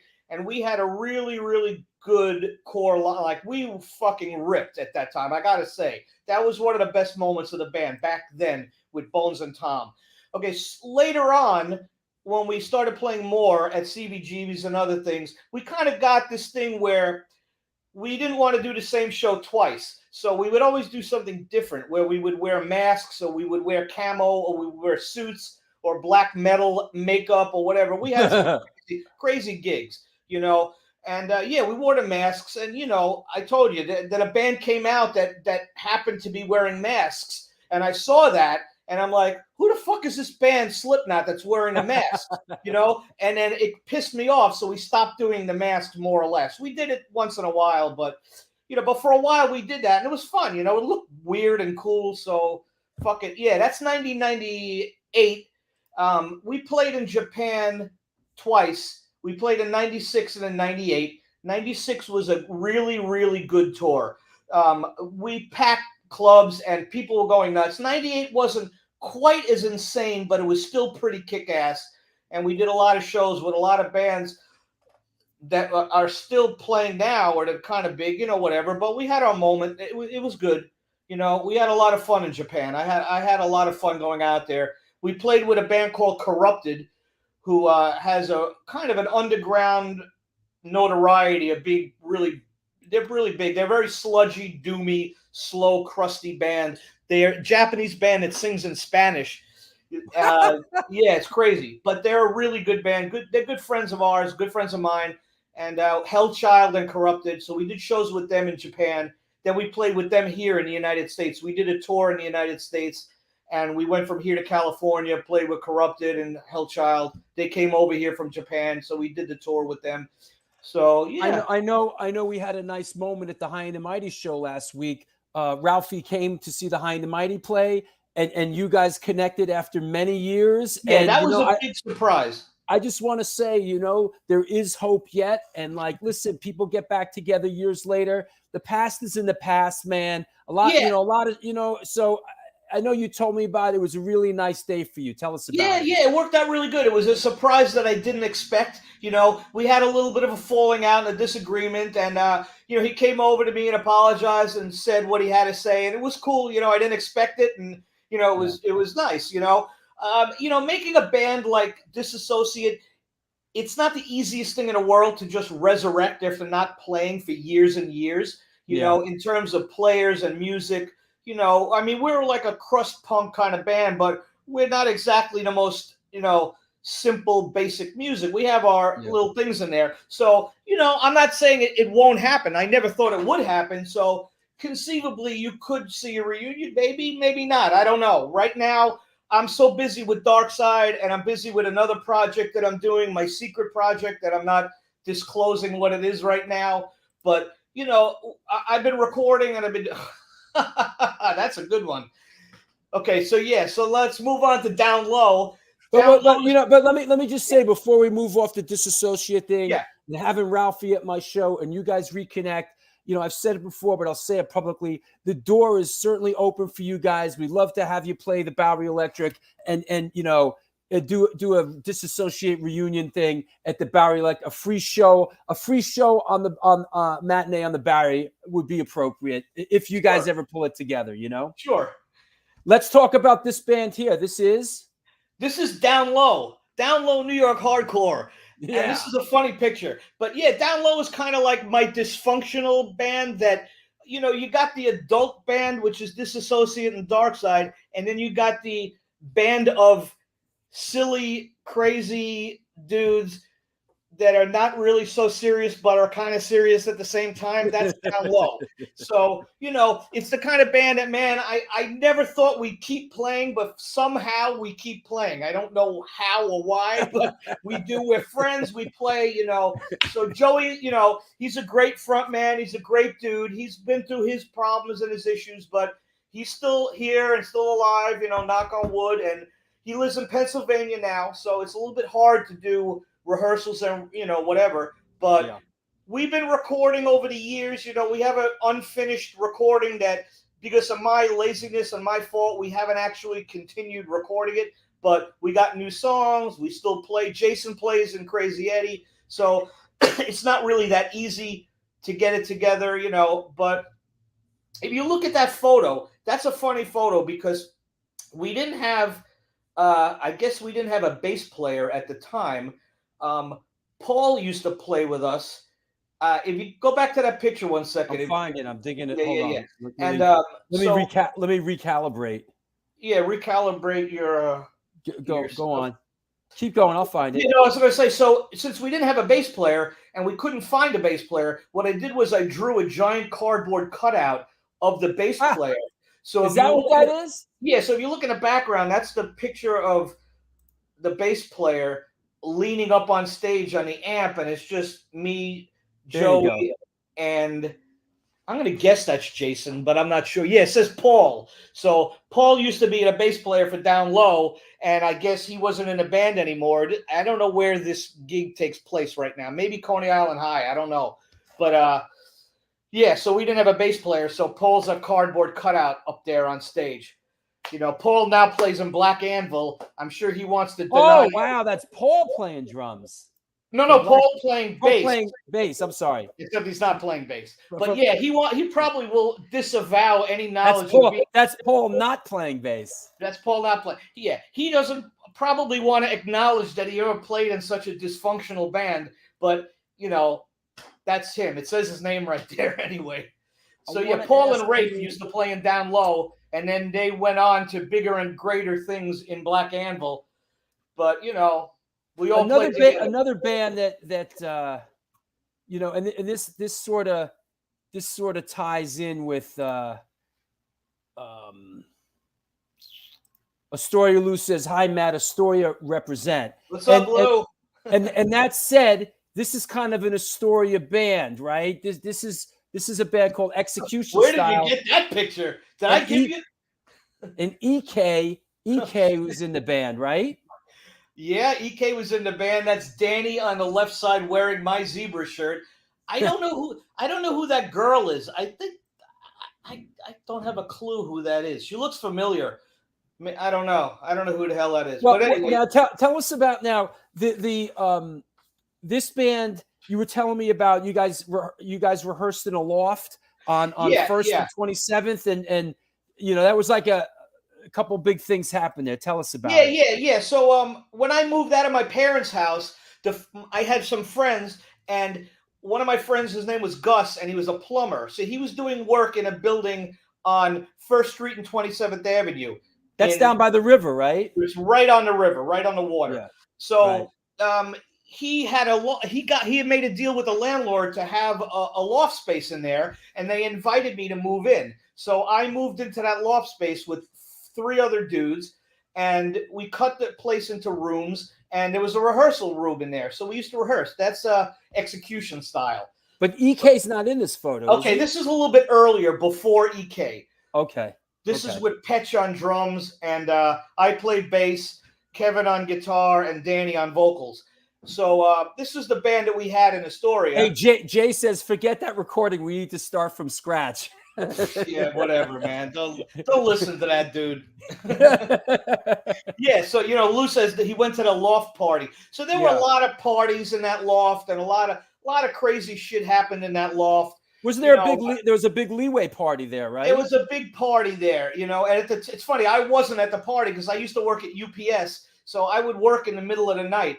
So when I came home and I saw that the remnants of the party, there was like food hanging on the walls, and my singer of the band was like face down, unconscious in the middle of that loft. It was crazy. That place was a real nut house. Wow. But, you know, it was fun, man. We had fun. You know, we had fun times, whatever. The band played there, you know. Execution Style played a couple of gigs, and we did a demo with EK on Steinway. There was in a big recording studio on Steinway, and Lou will counsel me on what the hell the name. Oh, shit. That's at the Limelight. Yes, that's what Execution Style at the Limelight. What kind of Fender is that? Is it a Fender bass? What is that? That's a Yamaha bass. A Yamaha bass. Which I subsequently broke in a Disassociate gig. But whatever. But that's a Yamaha bass, yeah. So okay. Yeah, so we played Execution Style, and then we had a lot of roommates. EK was a roommate. My friend Mike Boyer was a roommate. And Frenchie the Skid was a roommate. He came in and he lived there in the loft for a while. And then we all moved from the loft to the city. That was my journey from my parents' house to the loft to Manhattan. So then I lived on 2nd Street in Manhattan, and subsequently I played in Jesus Crust after that. Got it. That's kind of how that happened. Libra Digital, that's where we recorded our demo. Thank you, Lou. Lieber did. Yeah, there Oh, was a big recording studio on Steinway. gigantic. Libra, like Libra. Okay. And they did a lot of hip hop. All the original hip hop dudes recorded at the studio. We were one of the rare rock bands that recorded in the studio. Everyone else, like Big Daddy Kane and all these hip hop heavies, recorded at the studio, but we recorded there also. Much respects to everyone that worked at the UPS graveyard shift. Yeah. Yes. And you know what's funny? At UPS, you know, it's funny, in New York City, you could be anywhere and do anything and meet someone, and that could be a turning point in your life. Who knows why? Because everyone's everywhere in New York City. So at UPS, I used to work there in the middle of the night, and I met this guy, Mike Bullshit, who happened to be working at UPS as well. He still works at UPS. I don't know about that. No, I think he does. I think Mike Bullshit still works at UPS. Out in California. Yeah. Oh, maybe. Okay. But anyway, I met him there, and we got to talking, and he turned me on to a lot of hardcore and a lot of heavy stuff that I didn't know anything about. I mean, I was still kind of halfway in between metal and hardcore. So, you know, he told me about a lot of hardcore. So UPS, you know, even though I worked there, I had some hardcore hookups at UPS. So that kind of led into playing with Dank and White Plastic and on and on. What happened to your audio?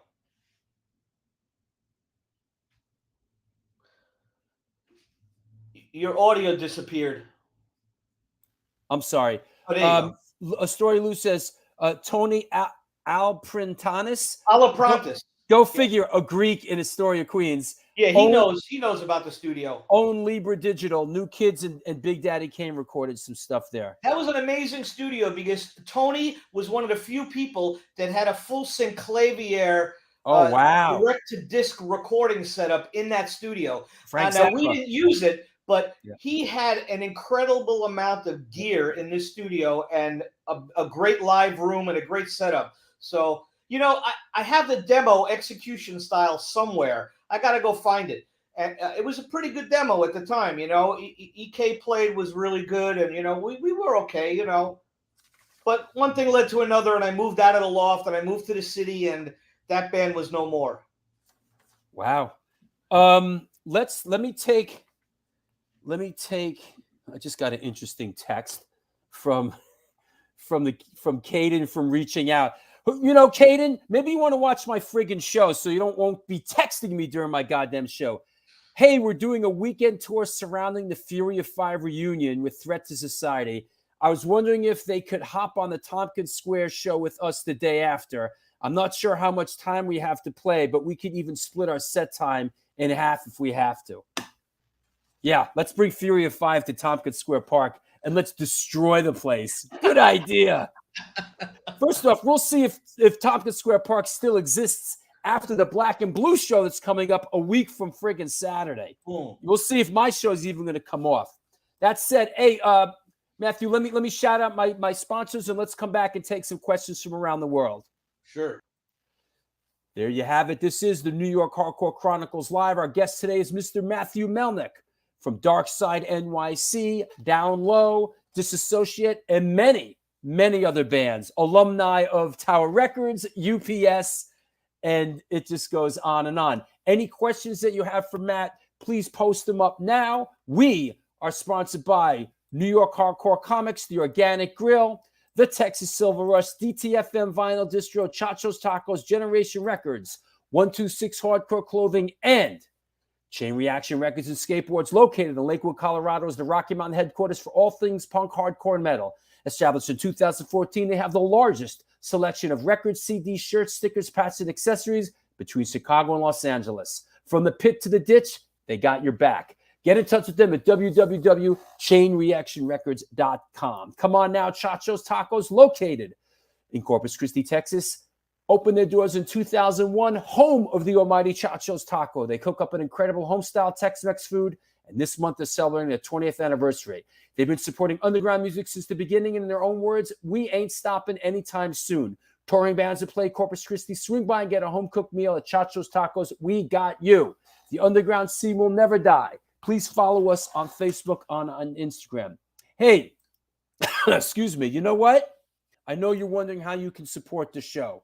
Very simple. There is a Patreon page. This is what enables this show to happen. This is important. And there's a $2 tier, a $5 tier. Yo, come join the party. It's friggin' $2 a month, you cheap fuck. Jump in the game. You get all the alerts about what's happening. We do Patreon shows. This show needs your support. Please support this show. That said, what else? What else? Oh, yeah. Coming up on June 1st, I want to announce one of our side trip show. Very excited about this. This plays into my new film. He is in my new film. That is Laser Lloyd. This guy is a very unique and special individual. I'm very much looking forward to having him on the show. This guy is incredible. After spending time with him, I think I know what it would like to spend time with Bob Marley. He's a very spiritual and just an incredible person. So I'm really looking forward to having him on the show. I mentioned the Cortex book signing. The Bowery Electric shows are May 22nd and 26th. We got the Black and Blue show on the park, in the park, which is coming up a week from Saturday. My walking tour for my patrons, which is free for all you patrons. The walking tour has been moved to Saturday, June 7th, as if you did not know. Want to thank all the Facebook pages that support this show. That said, any questions for Matthew Melnick? Please post your questions now. Let's get it on. Don't gear questions, punk rock questions, metal questions. Let's bring Matt back on. There you go. Hey, Drew, I want to mention one thing before I forget, because I'm burnt and I'll forget. My son Edward is a drummer and he needs a band. So if anyone's listening that's, around the age of, 18, 20, 22, and they need a drummer, hit me up. You can find me anywhere. You'll be able, if you're smart, you'll be able to find me somewhere. So, he's looking for a band. He plays double bass, he plays drums and whatever. So I like your son Edward. He's a good kid, and I like that you bring your daughter Madeline too. You guys come down to my shows, and they always have a smile on their face, and they're always really happy to be there. And that's really awesome, man. Yeah, they're into it. It's kind of cool that you bring your kids to the hardcore show. Whoever thought I would? I never thought I would. But Edward's into music. His mom's been into black metal since I met her, and he's been into heavy shit since he's a little kid. I mean like 4 years old, 5 years old. So I've been bringing him to shows since he was like 12. I mean, I'm sure people have seen me with him hanging out over the years, I brought him to see Godflesh when he was 12 years old or 11 years old, So he's seen a lot of bands, a lot more bands than kids his age. So he knows all about black metal and about everything, So he's cool. into music. He's a good musician. And I've seen him out when I'm out. I've been out on the town and I've run into your son, man. So that's cool. He's got his crew. He's got his crew that he rolls with. It's cool. Yeah, totally. So Mike Althouse says, "Love Disassociate, Darkside NYC download. Glad you're still bringing the noise, Matt." Thank you. I know Mike a long time. He's a real. Is that good right? Dude. Yes, he's been in Chimped and a whole bunch of other bands.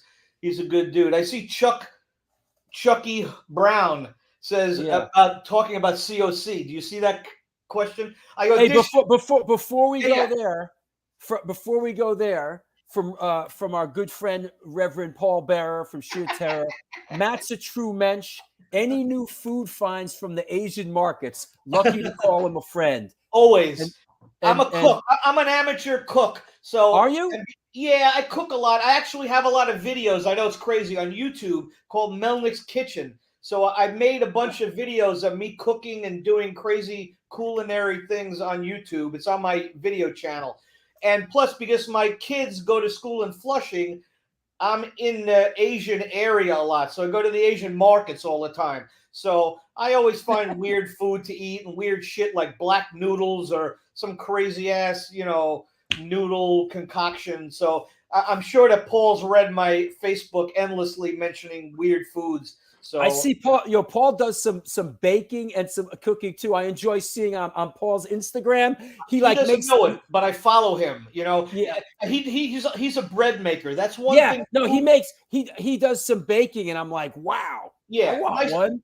My sister-in-law and my wife's mom, they're into baking stuff, baking cakes and making bread and everything. That's not really my thing, but I respect it. I wish I could do that. Maybe one day I'll try, but I'm not really into stuff like that. But I know how to make a good meatball, and I can make dumplings, and I can make other things, whatever, So I do that. That's great. And thanks for watching, Paul. It's good to know you're out there. I appreciate it. Can Matt? So here's something from our sort of resident historian, Chucky Brown from Crazy Eddie.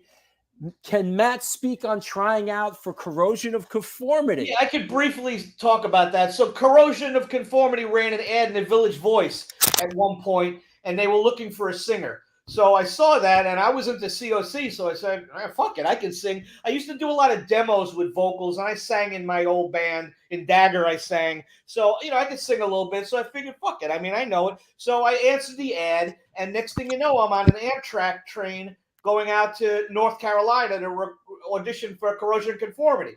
So, I hung out. Reed, rest in peace, Reed the drummer, Reed Mullen, picked me up at the station, and I hung out with them, and I sang with them the bunch of songs of theirs. And, it went pretty good. I think the turning point for that was when they started asking me about my politics, because they were really a politically kind of oriented band. Like, they really cared about what was going on in the world and the news. And I was exactly the opposite. I could give a shit. I had no idea what the fuck was going on, or couldn't care less. So, they took me by surprise, asking me all these interview questions after I played with them.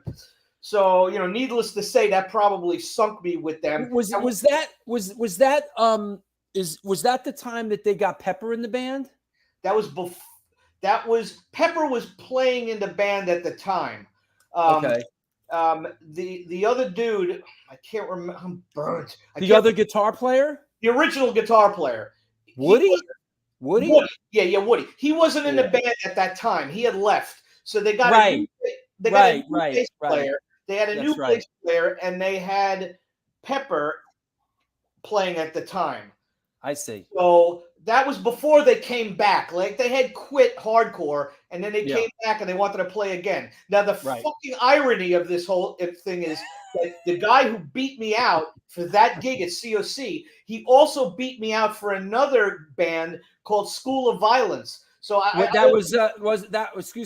Violence. That was what's his name? I got it. That's Steg. And also our friend Scott Helen played in School of Violence. Scott Helen played, right, exactly. Not when I was doing it. But anyway, so Carl Agel, who's a great dude and a good singer, he beat me out for School of Violence, and he beat me out for COC, which is, I was like, really? There we go. There's Scott Helen watching the show. Carl Agel. Yeah, Carl. So Carl beat me out for the COC gig.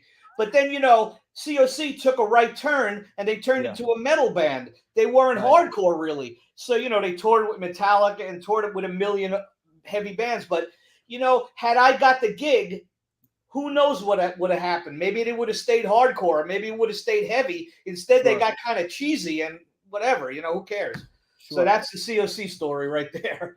Can Matt touch on being a New York Rangers fan? We've clinched. We're actually in the playoffs. It's a miracle. I couldn't believe it. But yeah, I'm a Rangers fan. What's funny is I'll quickly tell you the story. My wife's dad and my wife's parents are Canadian. So we go to Canada all the time, to visit. So one time we went on a trip to the family house up in Canada, St. John, New Brunswick. And Pam's, my wife, her father couldn't go to this hockey game. So they gave me and Pam the tickets to the hockey game. So we went to see the St. John Sea Dogs. It's a junior hockey team up in St. John. And when I walked in, I had never been into hockey. I didn't know one fucking thing about hockey at all. But when the lights went on and all those people were there, it was like, like the Angels. I was like, whoa, this is so cool. Like, it blew me away, So after that, I got into hockey, and I was into the Rangers. And I've been into the Rangers. I was probably going on maybe about 10 years now, maybe a little bit more than that. You know, I was never a sports fan, but I saw the hockey, and it's kind of like hardcore, you know, where it's fast and it's violent and everyone, you know, fights each other. And I was like, I love this, man. This is great because it's a short game, you know, 20 minutes a period. It's fast. It's violent. What more could you want out of a sporting event? You know, so I went to the Rangers. So, you know, I followed the Rangers. It kind of was and again, like toys, it was a brief distraction from music. So instead of doing music 24 hours a day, I could sit down and watch a hockey game, you know. So I've been into the Rangers, and after 5 years, they freaking clinched a playoff spot last night. So there you go. I want to shout out Carpetbagger, checking in from Halifax, Nova Scotia, talking about hockey. And yeah, of course, Chris Kreider, you know, a BU guy. Yeah. All these years later, having a great career season, man. Yeah, you know what's funny is that the team now, 5 years later, they only have Kreider and Zibanejad. All the rest of the guys are new. That was one of the reasons why I haven't gotten into it in the last couple of years, because of the COVID thing and, you know, no audience and a bridged playoff situation. So I haven't really been into hockey, but now I'm kind of getting back into it, you know. I'm a fair weather Ranger fan. Like some of my best friends, like Astoria Lou and Mark Levine, they're like crazy Ranger fans. So I sort of wait until, you know, there's some momentum, and then I jump back on the bandwagon. Yeah, you know? there's a bunch of Rangers fans that, you know, I know who all the Rangers fans are in New York hardcore. You know, you got like Mitz. Yeah, Mitz is really into the Rangers, you know, and Lou is into the Rangers. I'm into the Rangers. So, you know, that's a little bit. I haven't really been into it lately, but now that they make the playoffs, maybe I'll start watching again. Who knows? You roadied and teched for a lot of bands. Tell us about some of the bands that you went on the road and you worked for. Okay, well, the first band I worked for was in high school. I used to work for a band called the Speedies. And the reason I worked for the Speedies was because the guitar player, Eric, was in my high school. So he was a great, great guitar player. Wow. And I roadied for him, and I helped him out, you know, with setting up the guitars and setting up the gear. So that was the first thing I did. Then years later, because people knew that I was into guitar playing, you know, guitar and everything. So I roadied for Murphy's Law, basically. And that was like guitar tech for Todd Youth, rest in peace. And I did that. We did a tour. I didn't really work for them a long time, but I did a tour with them. And that was fun. And then because I worked for, and mind you, they're from Astoria, so they know me. So they rehearsed close to where I used to live. The old Astoria Queens connection. Yeah. So I knew them. So I worked for Murphy's Law for a while. And then I guess because I worked for them, Jesse from Degeneration talked to Jimmy from Murphy's Law and said, you know any guitar techs? And my name came up. So I ended up working for Degeneration for a while. I did a bunch of shows with them, which all were amazing shows. They were an amazing band, freaking great band. And that kind of, I don't know, you know what? I don't remember the order of what happened when, but I worked for Agnostic. Now wait, I have some, right. And I think that's how this plays in, right? Drum roll. Come on. Snap it. Boom. Yes. So I worked for Agnostic Front. I did roadie for Vinny Stigma for a while. You know, I knew him from the neighborhood, and I knew him from music. And Roger must have talked to Jimmy, and they knew any guitar techs. So I did that for a while, and I worked for this show. This is what I guess is now known as the infamous Palladium Riot show. You know, so I don't remember exactly how it started. I'm sure someone knows, but the audience went crazy. Everybody went nuts. They were throwing like stage monitors all over the stage, and you know, people were just wrecking shit everywhere. So my fondest memory of this gig is running from the stage to the dressing room with Vinny Stigma's guitars. Like I had them in my hand running and hoping that I didn't get hit with a monitor or with some debris before I got to the dressing room, because it was going nuts. Like shit was being thrown at the stage all over the place. So, you know, I worked for Agnostic Front then. I worked for a bunch of shows for AF for a little bit. Not too many, but, you know, I know Vinny. He's a good friend. I mean, he's a friend. I don't know if you say he's a good friend. I guess he is. Well, Vinny's everybody's good friend. Yeah. I mean, I know him forever, so, you know, he knows me good. So Chucky Brown asks, Can you ask Drew? Can you ask if Matt's dad is from the Bronx, New York? I believe by Burnside, Davidson, and Jerome Avenue. Chucky Brown is the only guy who actually reads all of my Facebook posts, apparently, because he knows more about me than anyone. Yes, my father is from the Bronx and by Burnside Avenue. Yes. I just actually went up there. The reason he knows about that is because I posted that I brought my son up to the Bronx to see where my dad was raised. Okay, he wasn't born there, but he was born in the Bronx, I believe, and he lived on Davidson Avenue. So I brought my son. Is that near Taft High School?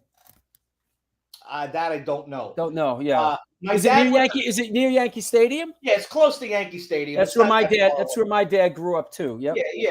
So I mean, my dad's from the Bronx. My mother is from Brooklyn. I went to Bronx Science for a while. My dad went to DeWitt Clinton. DeWitt Clinton is in the Bronx. I almost went there.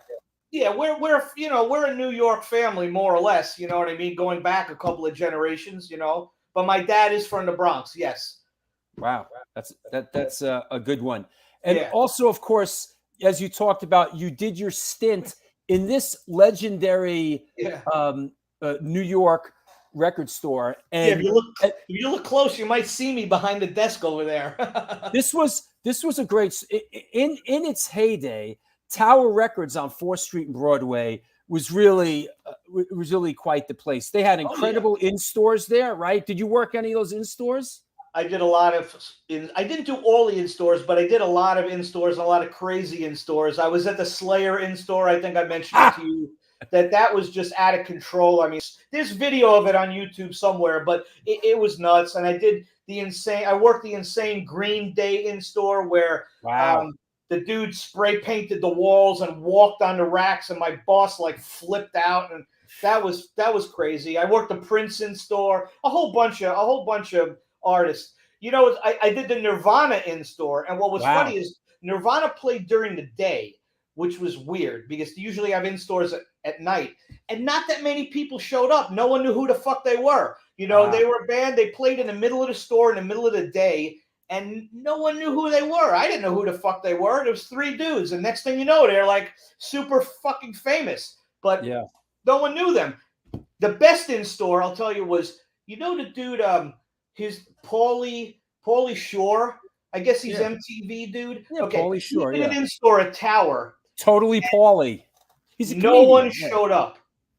No one. Like one dude showed up for his in store. It was so sad. Like I was watching him. He had a table. He was sitting at a table to sign autographs.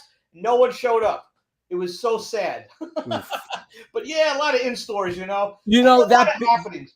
That building. A lot of people lived in that building. Also, that Keith Tower Richards. Record. Keith Richards, Cher, and when I did the Run DMC video, Russell Simmons was living in that building, and I went there. I went to his apartment because Russell Simmons' brother is Run from Run DMC. I went to Russell's apartment in that building to show him the cut of the Run DMC video and to talk about it. So yeah. Wow. Yeah, that was around the corner.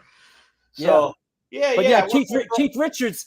That's why you would see if once in a while if you were walking in the streets down there, you'd see Keith Richards. You'd be like, what?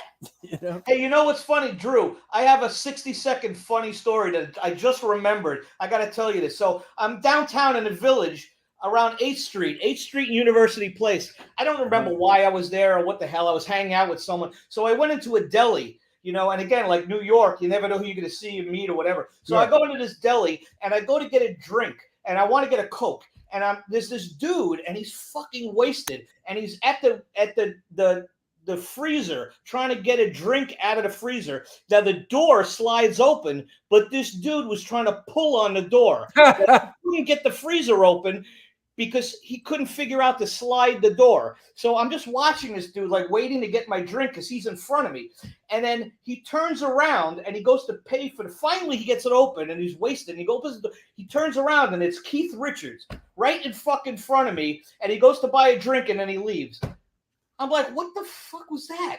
Like, I thought I was crazy, but that's the thing in New York City. You never know who you're going to run into. I got one for you. After we played the Limelight show, I'm in the bagel store on 2nd Avenue. And those Limelight shows would go so late. You remember, like Limelight would go they go, you basically load out at 4 a.m. So it's like 5 a.m. and I'm in a bagel store on 2nd Avenue and 57th and 58th Street. Before I had the van, I drove over the 59th Street Ridge to go back home to Long Island City where I lived.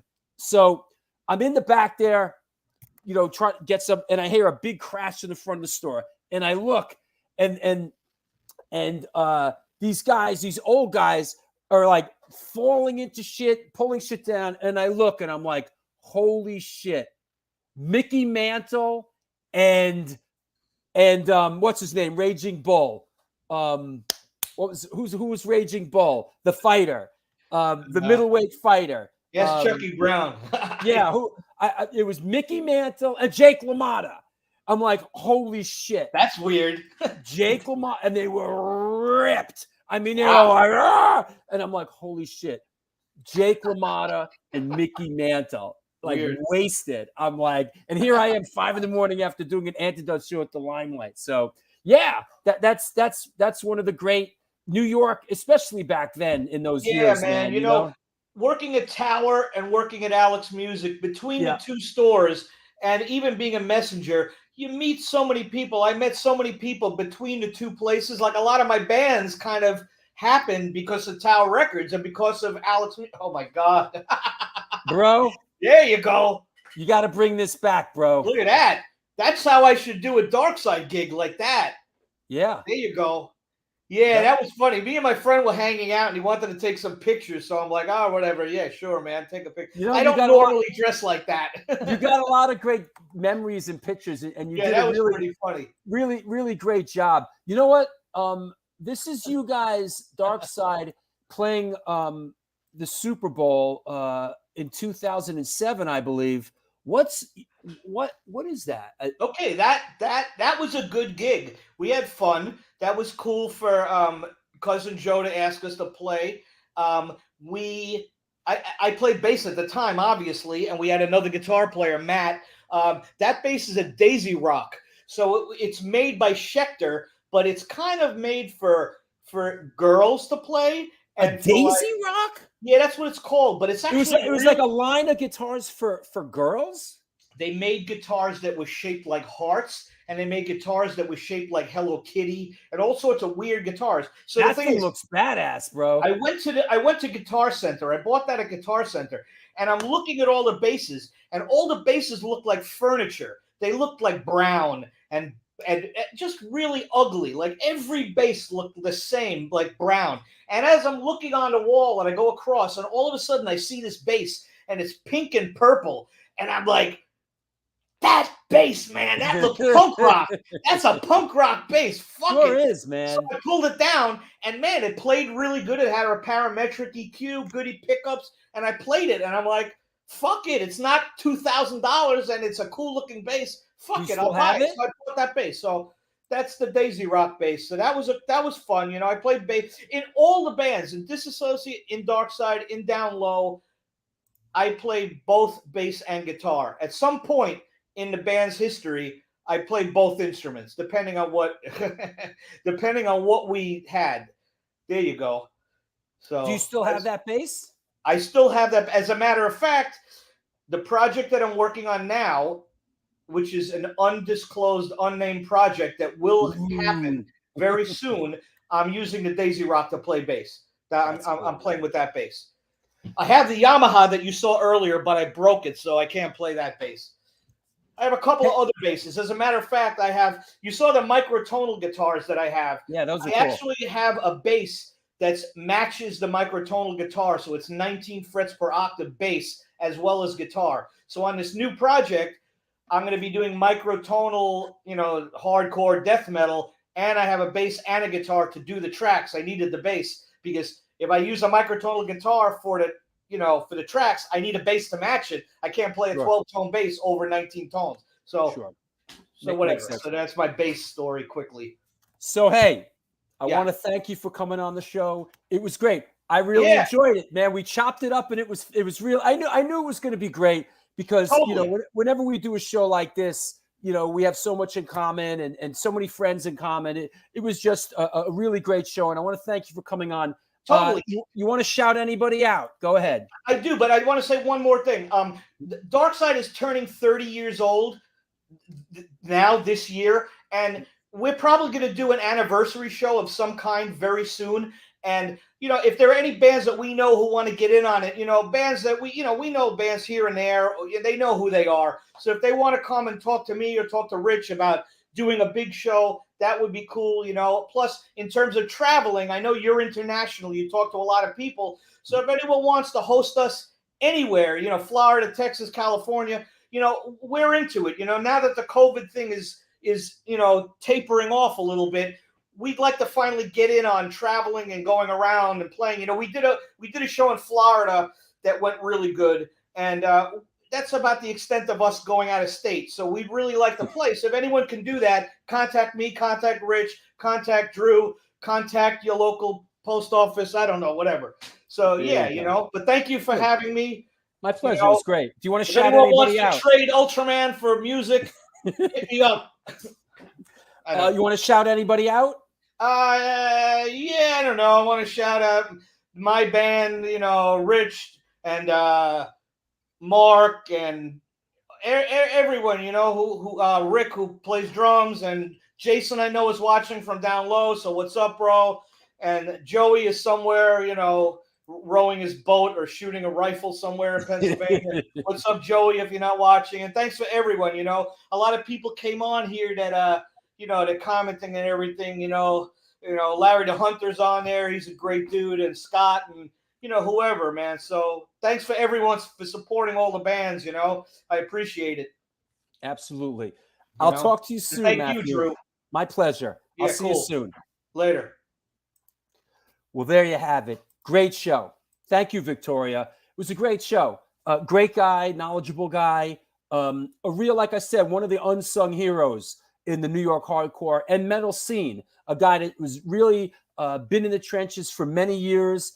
And, when they played one of our Barry Electric shows recently, I was just really taken aback with his guitar playing. I was just like, wow. So thank you, Denise. It was a great show, fun show.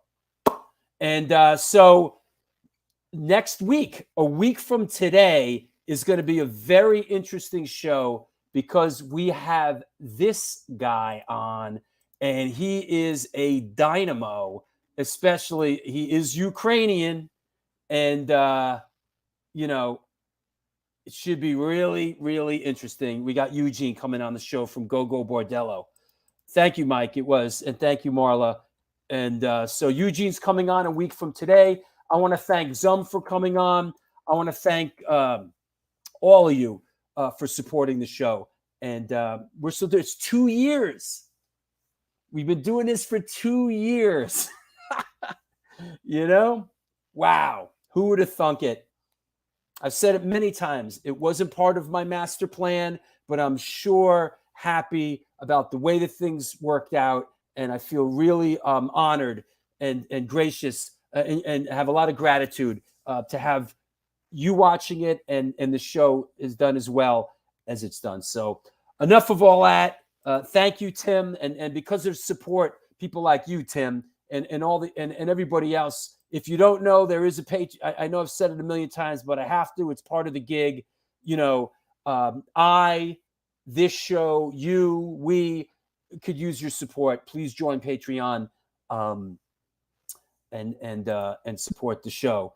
Yeah, man. 2 years, man. How about that? Started in Arnie Stone's kitchen, right?